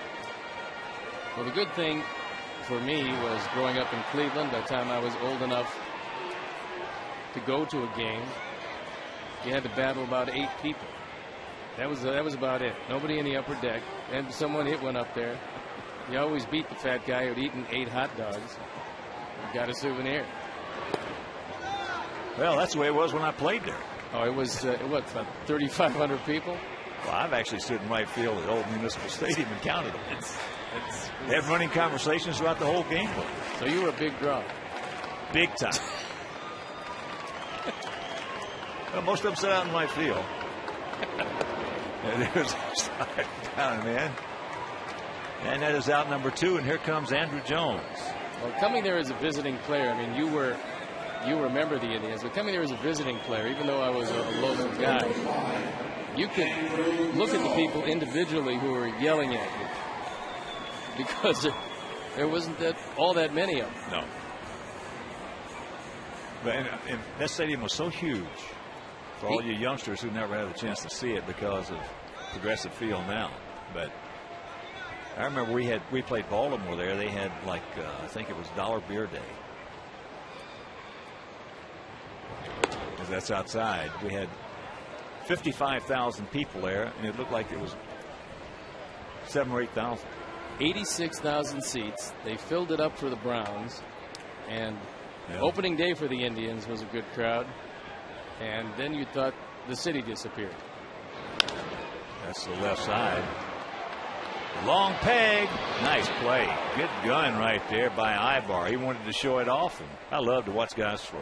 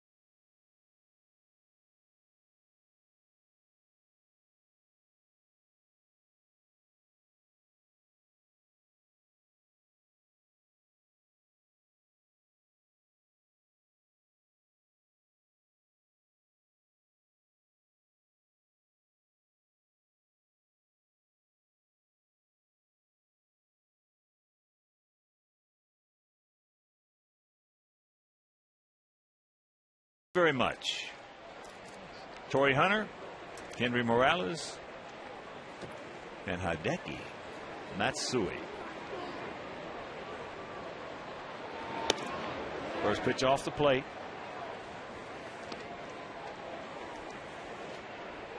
One of the most intriguing things, getting back to that old Municipal Stadium in Cleveland, one of the most intriguing things about it, though, were the rats. There's a line shot into left field, and Pierre's right there. Fights the lights, hangs on, makes the catch. Nice play. The size or the quantity? Both. primarily and mostly the size. They look like little Yorkies running around there. Yes, it was an interesting place. Guy who lived across the street from us was in charge of the concessions. So we used to go there when the Indians were on the road and see what they really did with the hot dogs. Oh, I'll tell you. And I love those hot dogs. Well, they tell me that the rats down in the Astrodome were even bigger than the ones Yeah. at the Municipal Stadium. They were as big as cats. Yeah.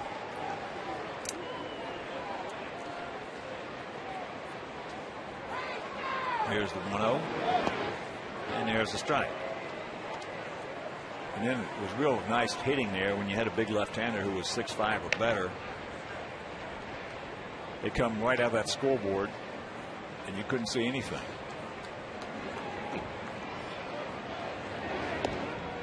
Pulled the string, had him way out in front. Morales, 2 for 3 tonight, 2 RBI singles. And they had the Canadian shoulders that Jimmy Angio, our director, reminds me of. Oh, that was, they were delightful. Oh. Having lived there and all. And there's a base hit.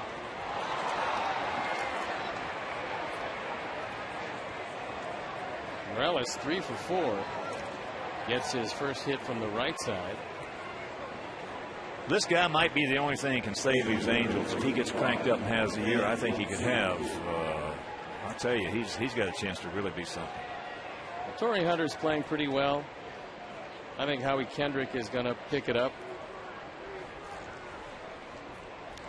Of course, this guy right here, I'll have a little something to say about it. He's done so many good things, this Matsui, besides playing over there. There's a ball.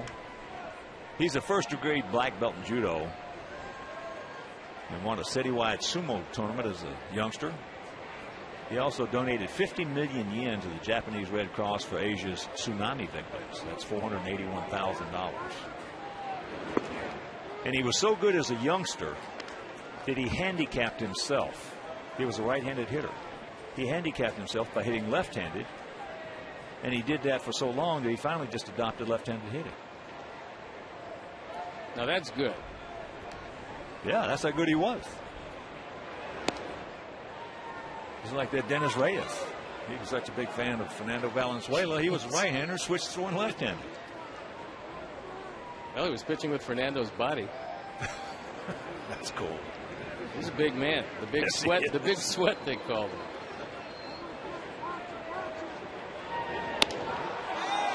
You ain't get that one. 2-2.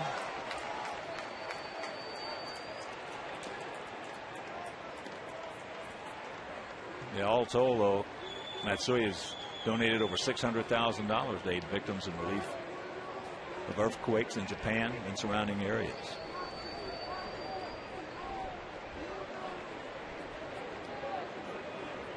And up close, he's bigger than he looks on TV.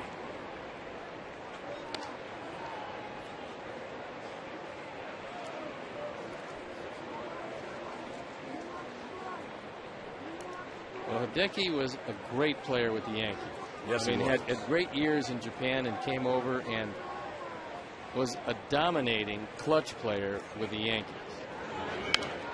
And some of you might say, well, how can you call him a great player with the Yankees? Because of the fact he had the stage, he had the postseason, they went to the World Series, and he absolutely dominated. Well, in a lineup filled with stars, and there was some great hitters, he was the guy you didn't want to face with the game on the line. In the 7th, 8th, and 9th inning, no way. And Jeter was second. That ball hit hard in the left field.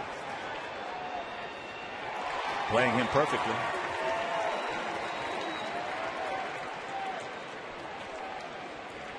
It's time now for our Xfinity high defining moment. And it comes off the bat of Juan Rivera. Jake gets a fastball up. At the time, it was 4-1. That made it 6-1. And that's going to be it for Randy Williams. So we'll step out and be back after these messages.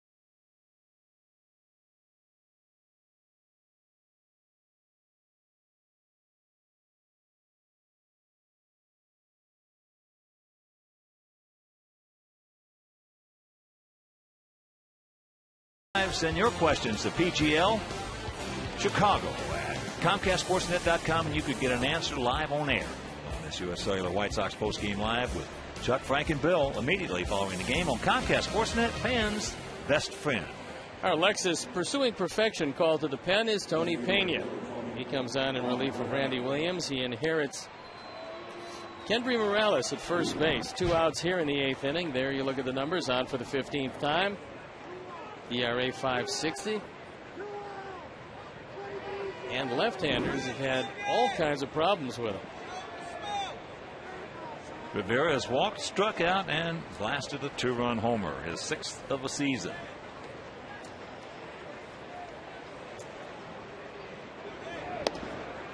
First pitch, sinker strike.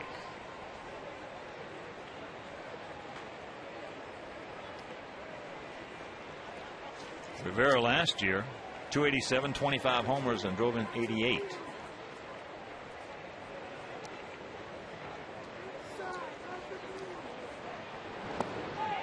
Pulled the string on him way out in front, and the count 0-2.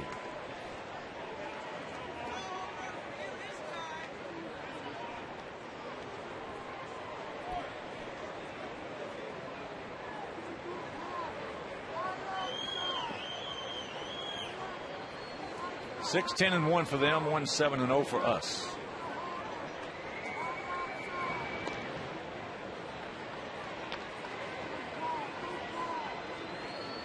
And once again, a reminder, tomorrow night, Mark Buehrle against Ricky Nolasco.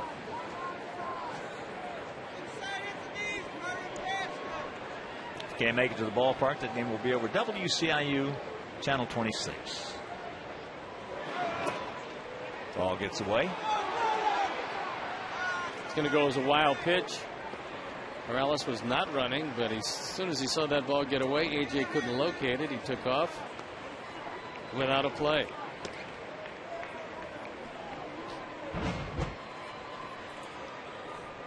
Nolasco and Buehrle Saturday. Volstead and Floyd right here on Comcast.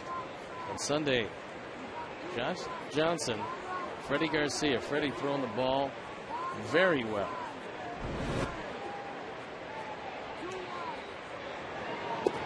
That's low and away. 2-2.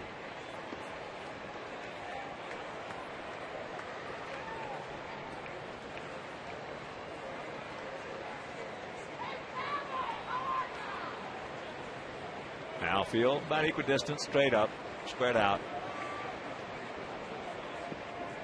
Angels trying to sweep this brief 2-game set.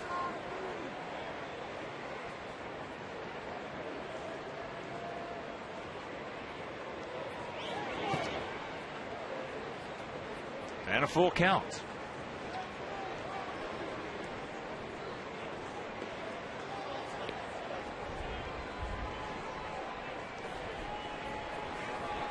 Bobby Wilson on deck. Looking forward to some contact. Yeah, Bobby has the hat trick.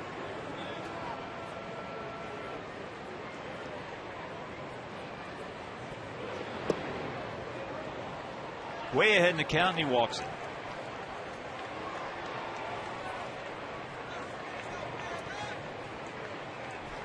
So here's Wilson.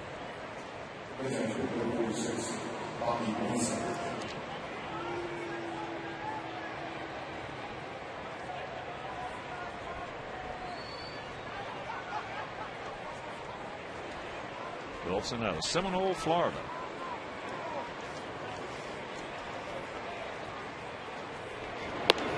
Takes that fastball in the outside corner.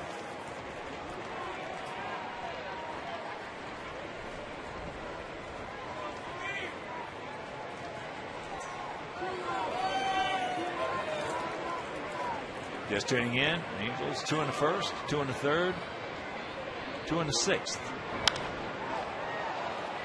That is popped up high behind second. Andrew comes on, takes charge, makes the catch, and that'll retire the side after 7.5. Not good.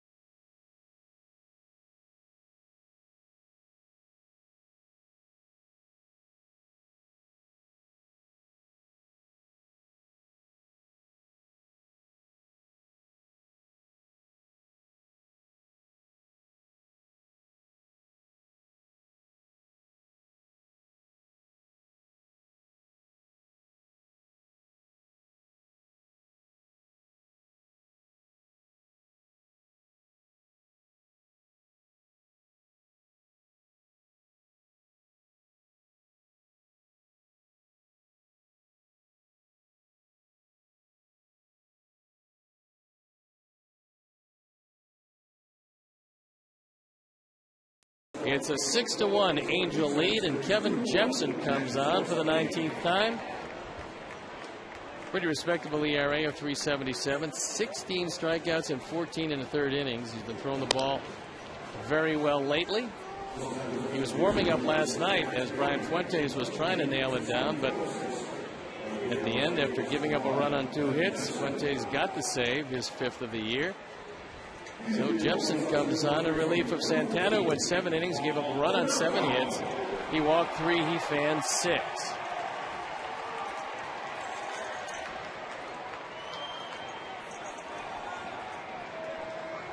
So here's Pauly, Konerko, Kotsay, and Quentin to face Jepson.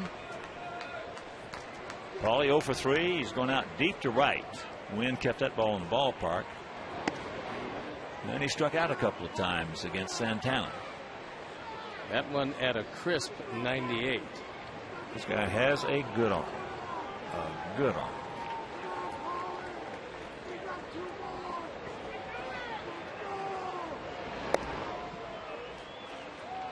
Little slider there at 90.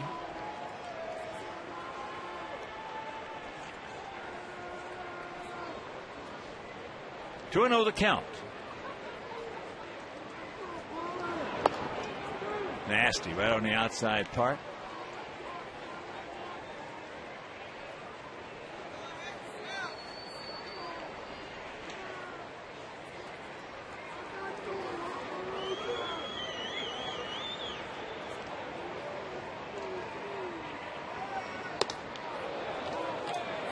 Cutter.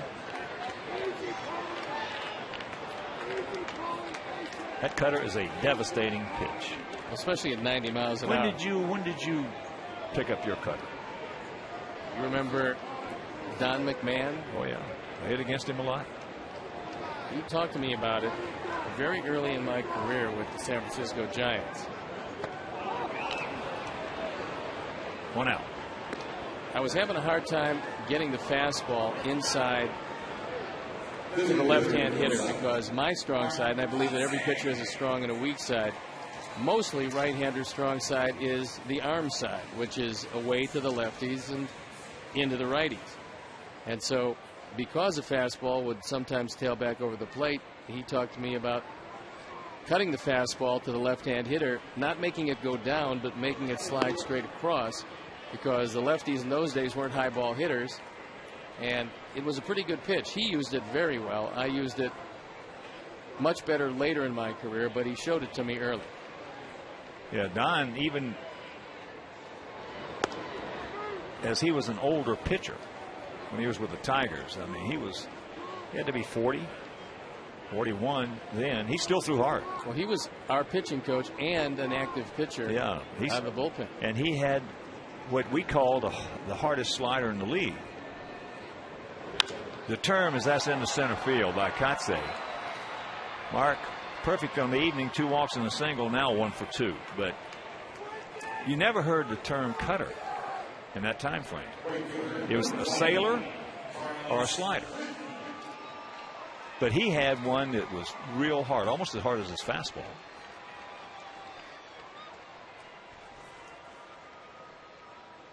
Quentin and Big Don McMahon, if you did something to show him up a little bit, or one of his teammates, or hit one of his hitters, you were going to get drilled. Oh, there's no doubt. In fact, you remember George Scott. Very well. Well, the boomer. Don McMahon, when I came in relief in spring training, said, I want you to hit Scott. I was coming in relief to start an inning. It was about the 6th inning. I said, you're still active. If you got a problem with him, you hit him. That's right. He's twice as big as you are. I can't outrun him. He's much bigger than I am. And I'm just starting my career. You're an old guy. You hit him yourself. Oh, yeah. That's out of play. Right side in the count, 1-2. Carlos is 1 for 2 last time up. Hit himself as he turned into a pitch. I remember Dennis Martinez drilling Boomer in Baltimore one night. George, Is that when he Snapped. chased him around? Yeah. I don't blame Dennis for running away. He was a big man. Who would blame him? No, as soon as Boomer left the box, Dennis took off to center field. That's a smart man. He won 245 games and threw a perfect game. He's one of the most under-the-radar, underrated pitchers, maybe in the history of this game. And there's a base hit. Nice at bat right there. Come on, let's get something going with 2 out right here, guys. Martin coming to the plate. Now, Dennis started a lot of stuff, though. He started a lot of stuff. He would drill you. He would throw at you.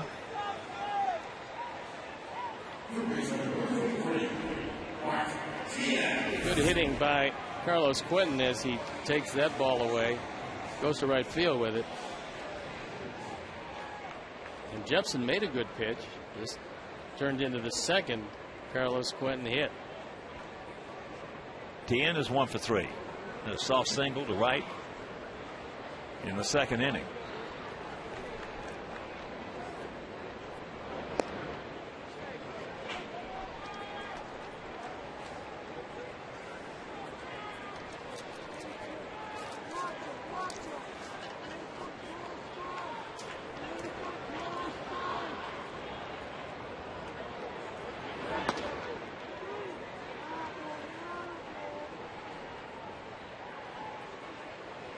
One and one to count. Tien. Morales playing behind Carlos Quentin and then moving way behind him with the pitch. Previous pitch was a cutter, and there was a fastball. He turned over a little bit. That just widens that plate in the mind of the hitter because that's where the strike zone is.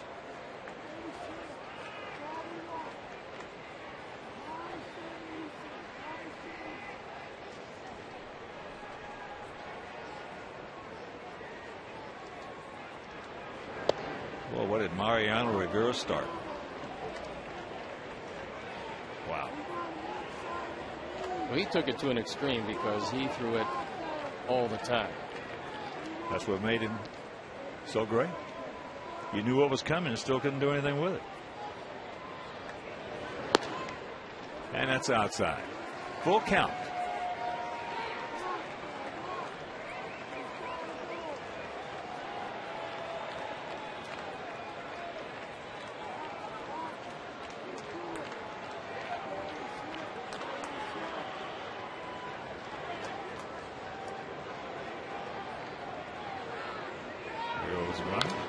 A foul ball. That's just like Jack Nicklaus in golf when he brought yardage into the game of golf. Everybody prior to Nicklaus always played by sight.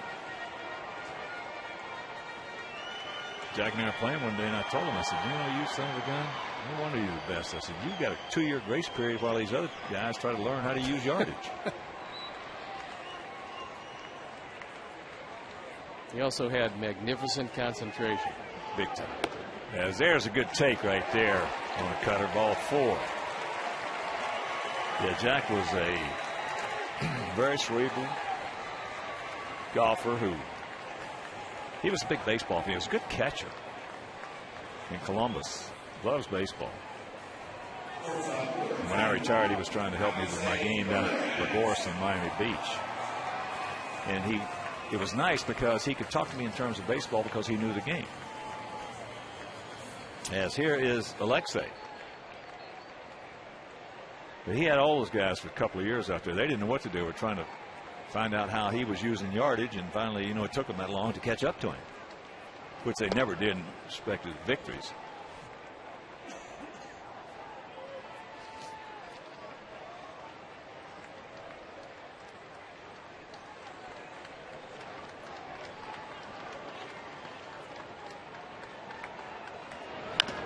Ground ball in the hole. Yes. So now they're going to hold Carlos.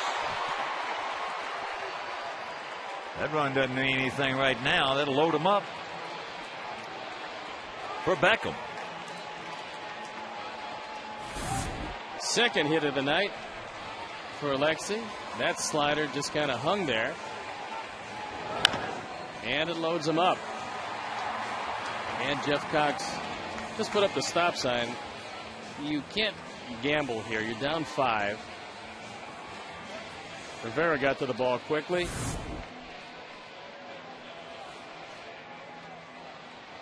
So Mike Butcher comes out to talk with Kevin Jepson. He was just 25 years old.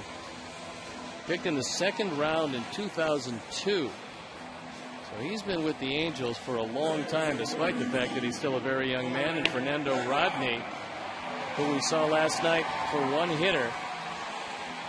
A big out, a big strikeout of Andrew Jones in the 8th inning.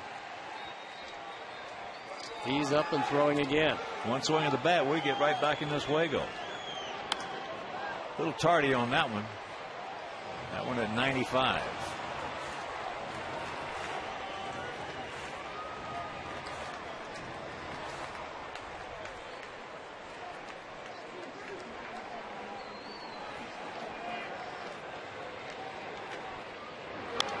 Oh, had a good pitch to hit right there, and just underneath it. Well, Jepson got underneath the cutter, and it stayed flat. And you see it right there, hanging right over the middle of the plate.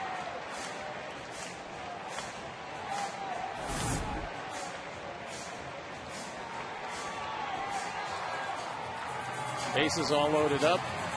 Wilson went out to talk with Jepson. No doubt about at least staying on top of that pitch a little bit more and throwing it outside. That's what he did on that one. Good job of staying alive by Gordon, because that was a good cutter right off the corner.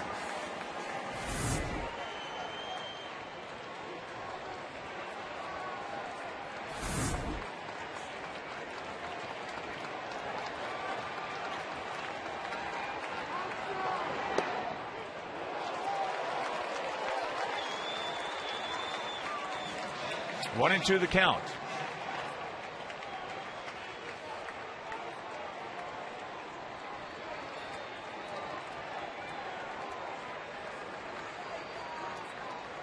Three times he's shaking him off. He doesn't have that many pitches.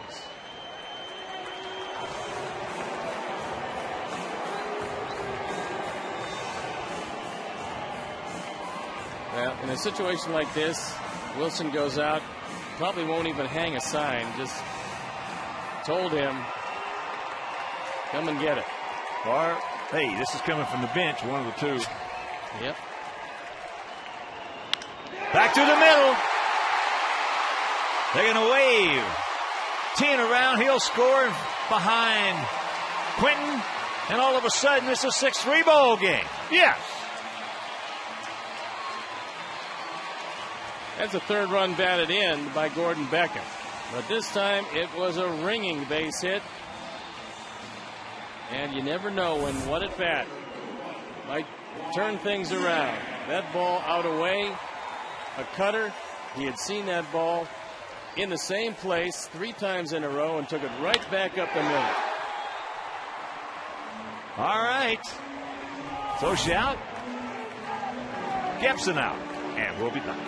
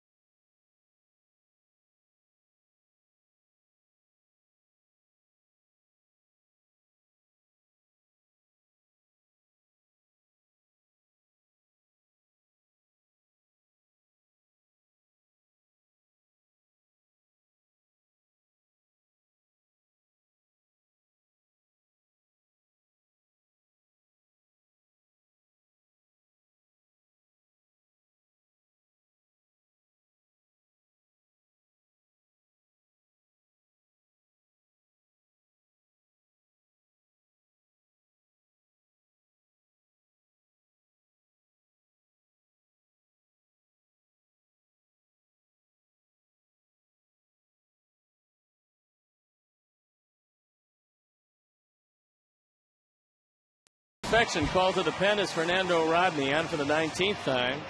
3-0. 5 for 5 in save opportunities. Well, since Brian Fuentes has been back and healthy, Rodney has taken a step back and has been used as a setup man.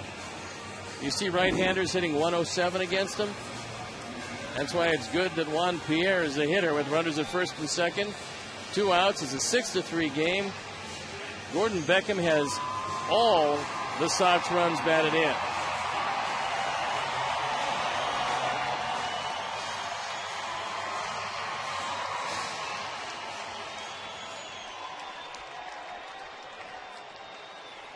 Keep it going. Don't stop now, boys. 1-2 for 4. Big gap out there in right center. If he can drill one out there, they'll run for a while. Change up. And make no mistake about it, Fernando Rodney can get wild. He has in the past. But when he's not wild, he is tough. 11 walks in 17 innings, and that's not good control. There's a strike.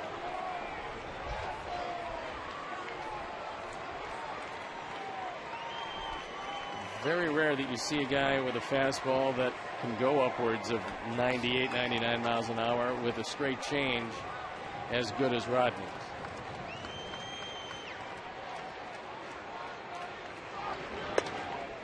And that's inside. So 2-1 to count with Pierzynski on deck.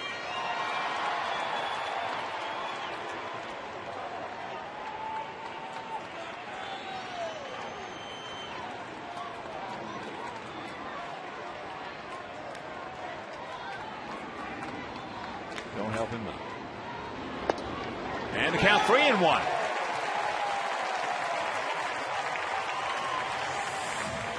$23,515. This game started. 5 or 10 have gone home. Yes. That's a lot of rain. Off the glove, knocked down. They can still control. No, they cannot get it. Sacks packed. Tying runs aboard, and here comes A.J.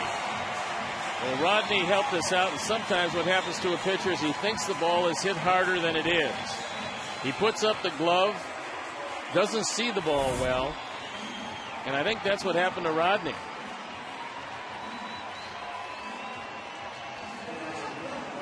Good hustle by Pierre. 3 hits tonight. The inning stays alive. And Pierre representing the tying run with great speed at first.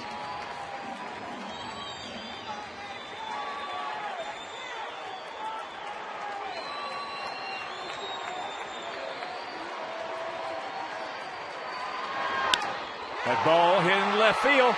Get over his head. It will. Thank you very much. Don't bounce over the fence. Dadgummit. A ground rule double. Pierre's going to have to go back to third, or that would have tied the game. Mercy.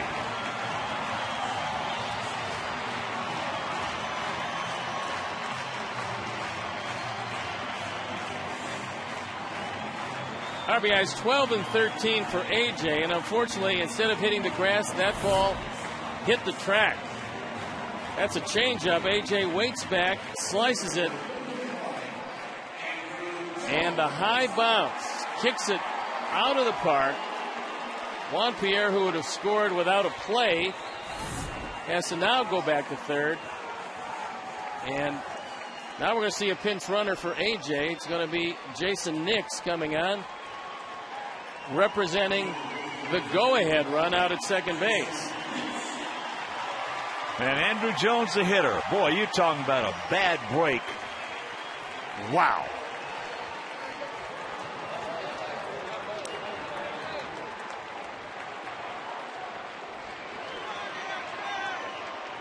How about a wild pitch? Well, Wilson did a nice job of stopping that one as Rodney came close to throwing that to the screen. He's already thrown 2 wild pitches this year, and now Wilson going out to talk with him. 6-10-1 for them, 5-11-0 for us. Sox with 4 runs here in the bottom of the 8th. Don't stop now, boys.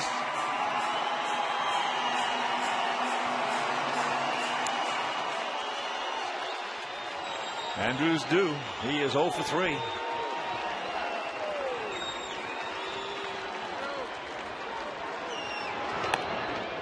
And takes ball 2 with Konerko on deck.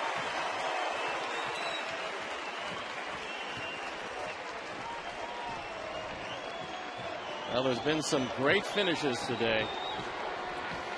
And this would join right in.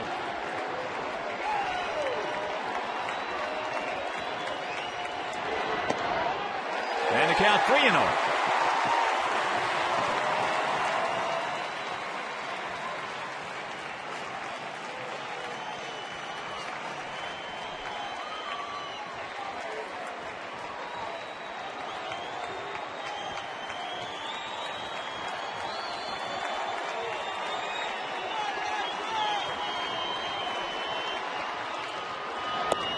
Takes it right there.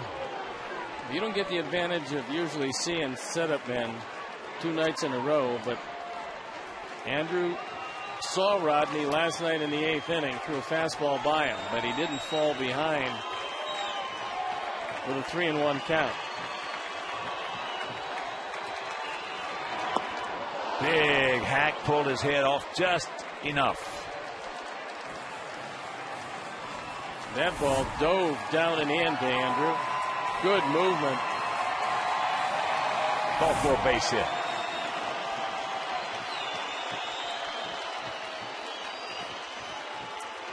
Not too much, Andrew. Not too much, buddy. Nice and easy, short and quick.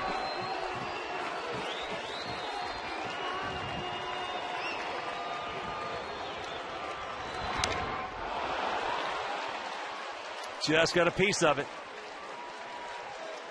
Paulie on deck is 5 for 13 lifetime off Rodney.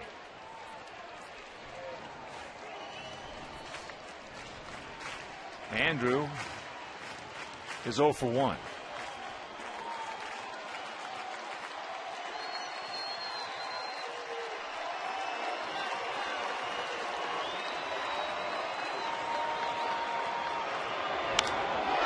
That's into center field. Torrey Hunter is there and makes the catch. The Sox catch a terrible break on that double by A.J. Pierzynski that would have tied the game, but it bounced over the fence for the ground rule double. We'll go to the 9th, trailing now by 1.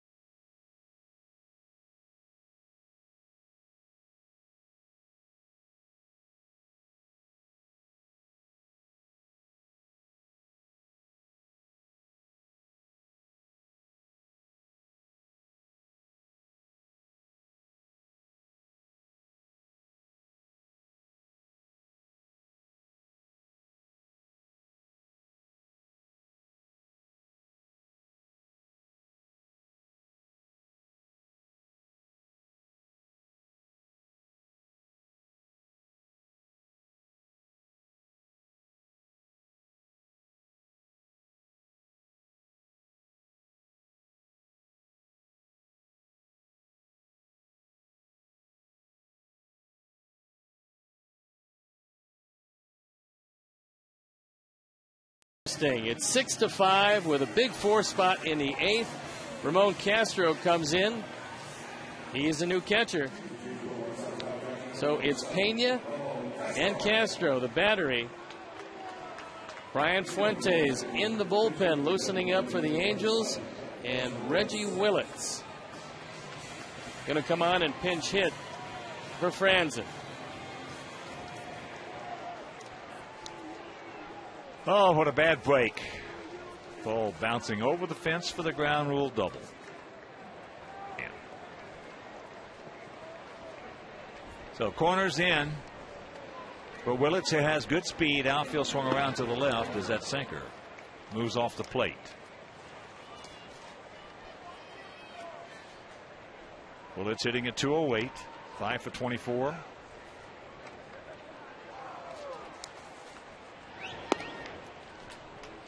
And a count 2-0. This is his first pinch hitting opportunity of the year. And left-handed, hitting just 143. This is not the guy you want to walk.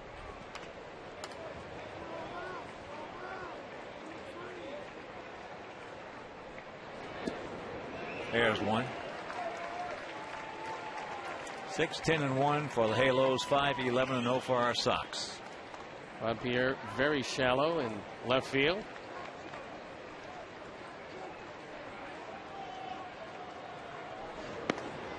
And the count evens, 2-2. There you look at the defense. Andrew Jones shading toward left center. Quentin straightaway right. Not overly deep.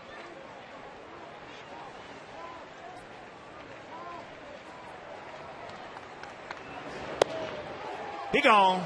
No. Where was it? Tried to throw that fastball at the right hip and bring it back over the inside corner. Wow. Not get the benefit of the call. And the payoff pitch.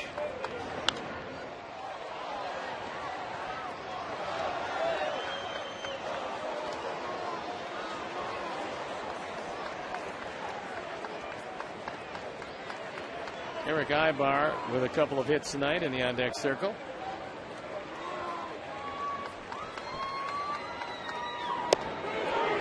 He gone there.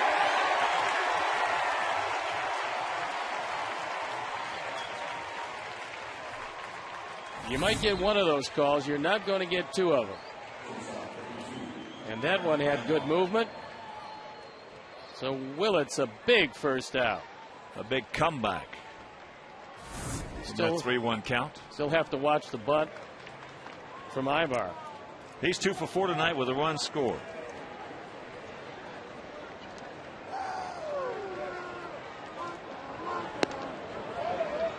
Just turning in, Angels 2 in the first, 2 in the third, 2 in the sixth. Sox 1 in the fifth and 4 in the eighth.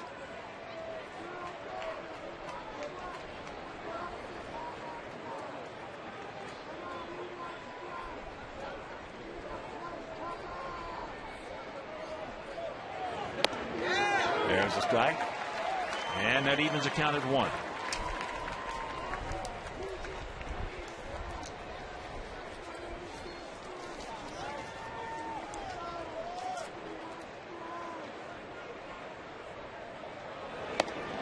And there's another strike. As we speak, Texas has thumped Baltimore tonight, leading the Halos by 5 games. There's Brian Fuentes. Last night, the first man he faced, Paul Konerko, hit a towering home run. And the first man he's going to face tonight, Paul Konerko. 1-2 pitch. Souvenir left side.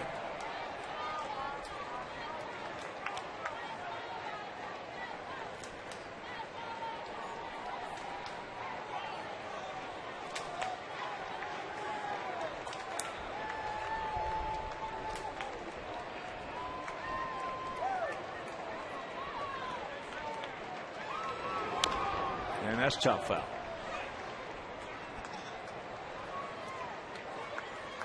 The ball, 2 strikes, 1 out. Here in the top of the 9th inning.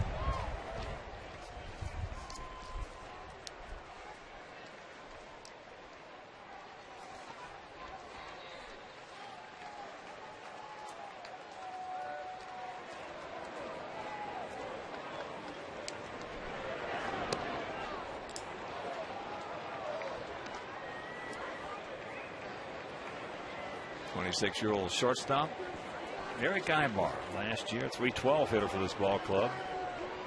5 homers and 58 knocked in, and he can pick it at short.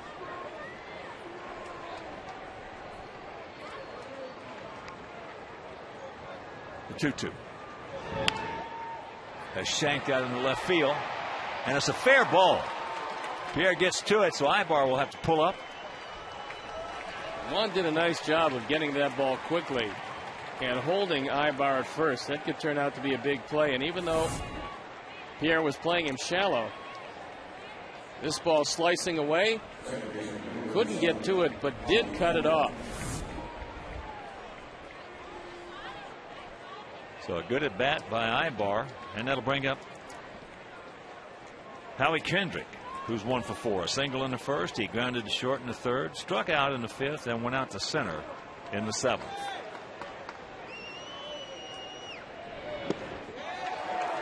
Ibar has 1 stolen base and has been caught stealing.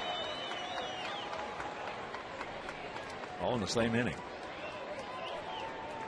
Looked like they were running to get this one over with that inning.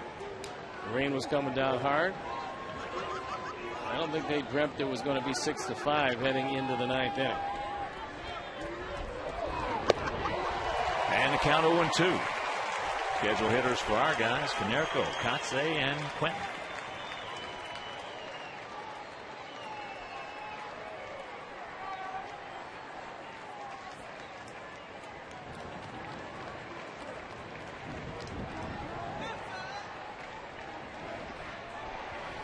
Bobby Abreu on deck. Has a pretty good lead by Ibar.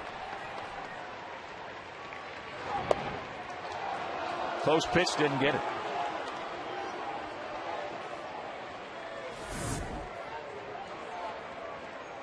Ramon wants it outside. That ball moved, but Darrell Cousins said it moved around the plate, not over it. Well, they had to do a lot of moving that last 2.5 feet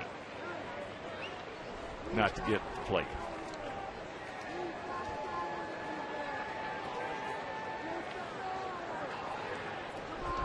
Well, if he throws him the same slider he threw him on strike 2, he's going to get him. As Kendrick stays off the plate, well, it's going to be a fastball away.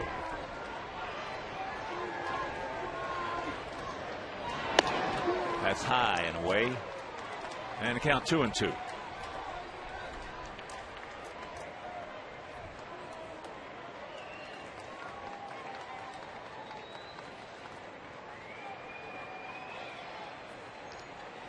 Little shoe cleaning, trying to get a better grip. Come on, Tony. Blow your neck, buddy.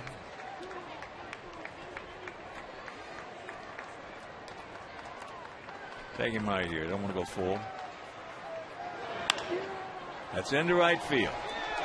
Ibar is running. Get it back in. Hurry. He lost count of the outs. I think he thought there were 2 outs and eventually realized that there was 1 and hustled back in. If Carlos had gotten it and thrown it immediately, he'd have doubled him off. Now he thinks that there's 2 outs at this point, and Dino Weeble says get back.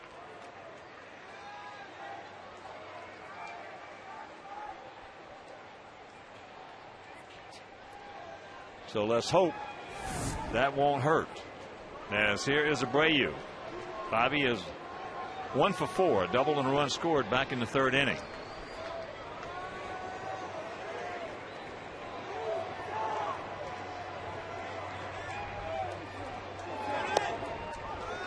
Breaking ball strike to Abreu.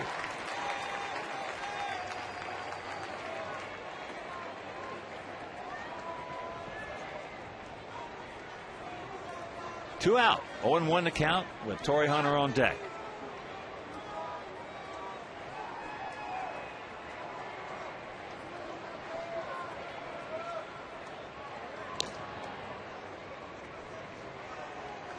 One of the things you have to be careful of, if Tony's going to throw that slider, ball's going to have to come off with the pitch. You just don't want to come off too far and have that ball go behind you, between you and the bag, because then Ibar does score from first.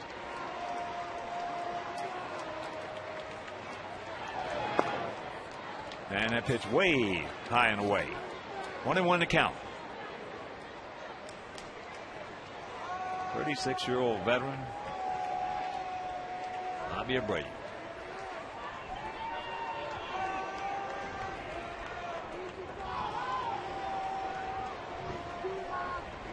Big pitch right here, the 1-1.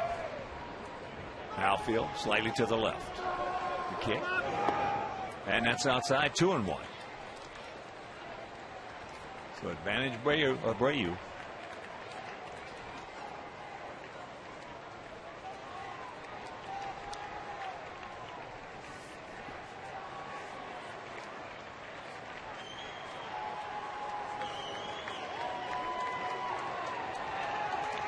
Pretty good lead. Little chopper, get over there. The Gordon's there, makes the play. That'll retire the side. All right.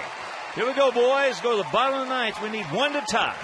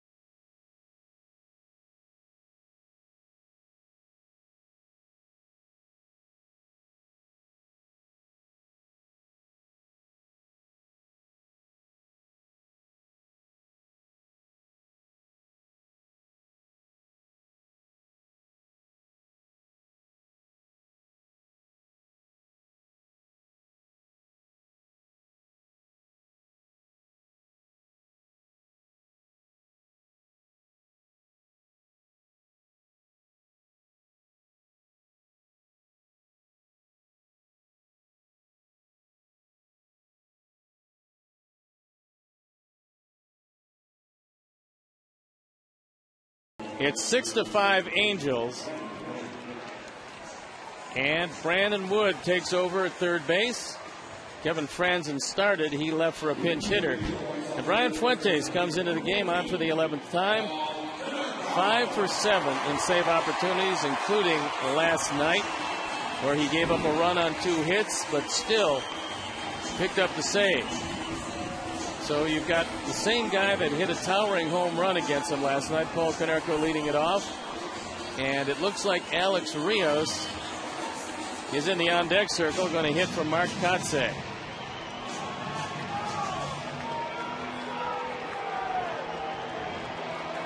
And Paulie leading off against Fuentes last night.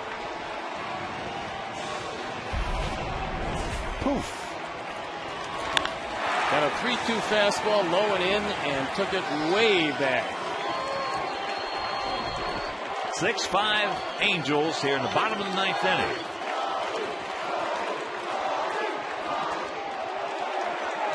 Paulie 0 for 4 tonight. He's due. Well, last night, Brian Fuentes couldn't get that straight change anywhere near the plate. He was missing away to the right-handers. That time, he missed low and in, and it was a changeup again.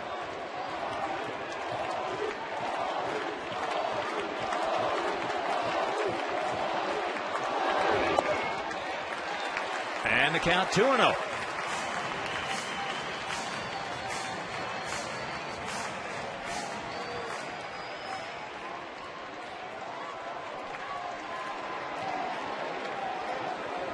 Outfield there deep in a no double set.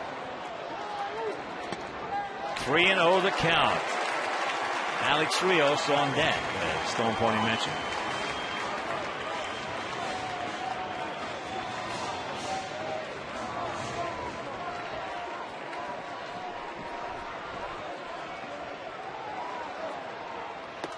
There's one. Throwing that same pitch right there.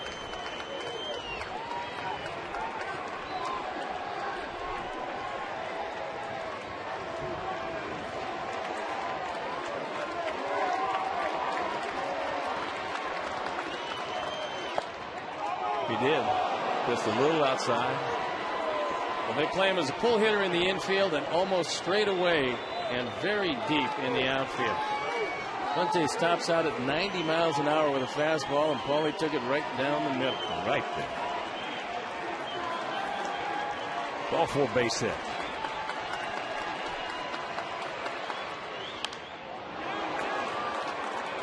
Paulie let that ball get deep on him. And that's a souvenir right side.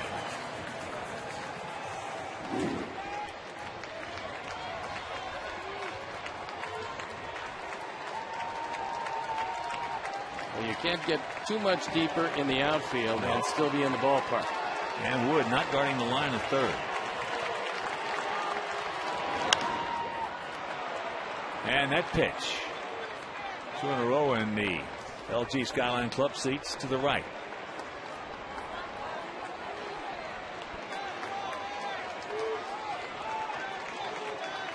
Four-time All-Star Brian Fuentes.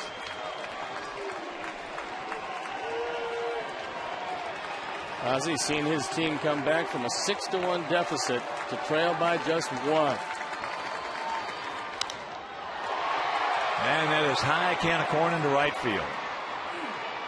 Now Paulie had his pitch on 3-1. Couldn't pull the trigger. Fuentes battles back, fell behind 3-0, and then threw nothing but strikes, finally keeping that ball away from Paul, and he won the battle. So here's Alex Rios.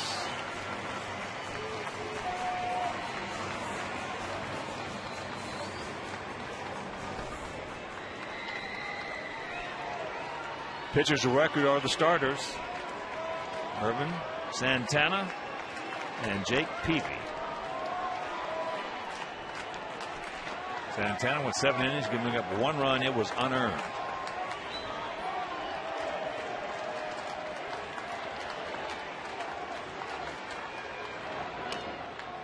Changeup outside. Well, he's going to keep trying, but he can't throw that changeup over the plate. So he essentially becomes a one-pitch pitcher.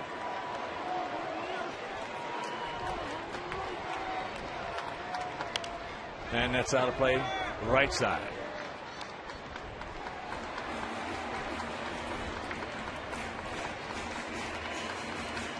Come on, Alex, we need you. Just get on. Let's get something going.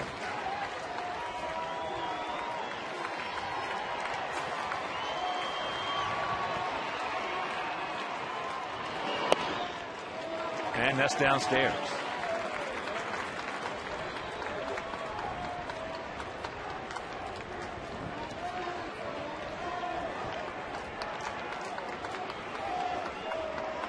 The 2-1 pitch. And that's into right field. Abreu. He's there, and that's out number 2. So 2 fly balls to right field. That'll bring up Carlos Quentin, who is 2 for 3 tonight. He started off that 4-run 8th with a 2-out single. Lost Kevin Jepson.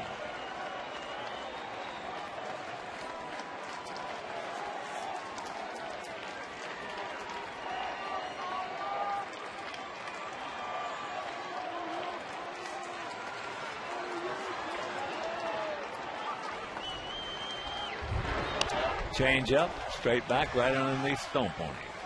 Well, they had a shot for a minute. Wind knocked it down. You short-armed it.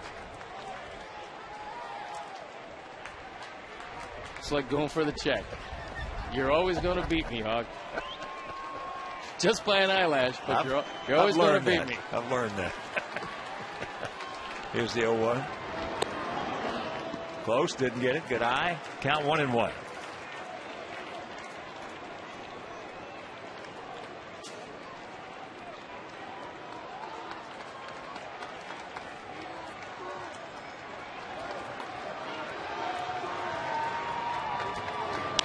That ball hit hard into center field, but Torrey Hunter's there. When the ball comes down, this ball game is over. So the Sox make a valiant effort. Stone Pony in the bottom of the 8th inning catch a terrible break on that ground rule double by A.J. Pierzynski. Well, A.J. knew it was going to fall. He took a look at it. Unfortunately, it hit the track instead of the grass, bounded over the wall, and the Sox come a run short. So losing 2 to the Angels, and it's the Florida Marlins coming to town. And let's check out our GMC player of the game. It is the 27-year-old right-hander Irvin Santana. 7 innings, 1 run. It was unearned. 7 hits, 3 walks, had 6 strikeouts. Our GMC player of the game. So for my partner, former Cy Young Award winner Steve Stone, our director Jim Angiu, our producer Mike Leary, our associate producer Nate Poppin, our technical manager Mark Harper, the executive producer Jim Corno Jr., also for the man who runs the booth up here, the mayor Mean Joe Groove, also Mike Mayer, Frank D'Amato. This is a Hawk. So long, everybody.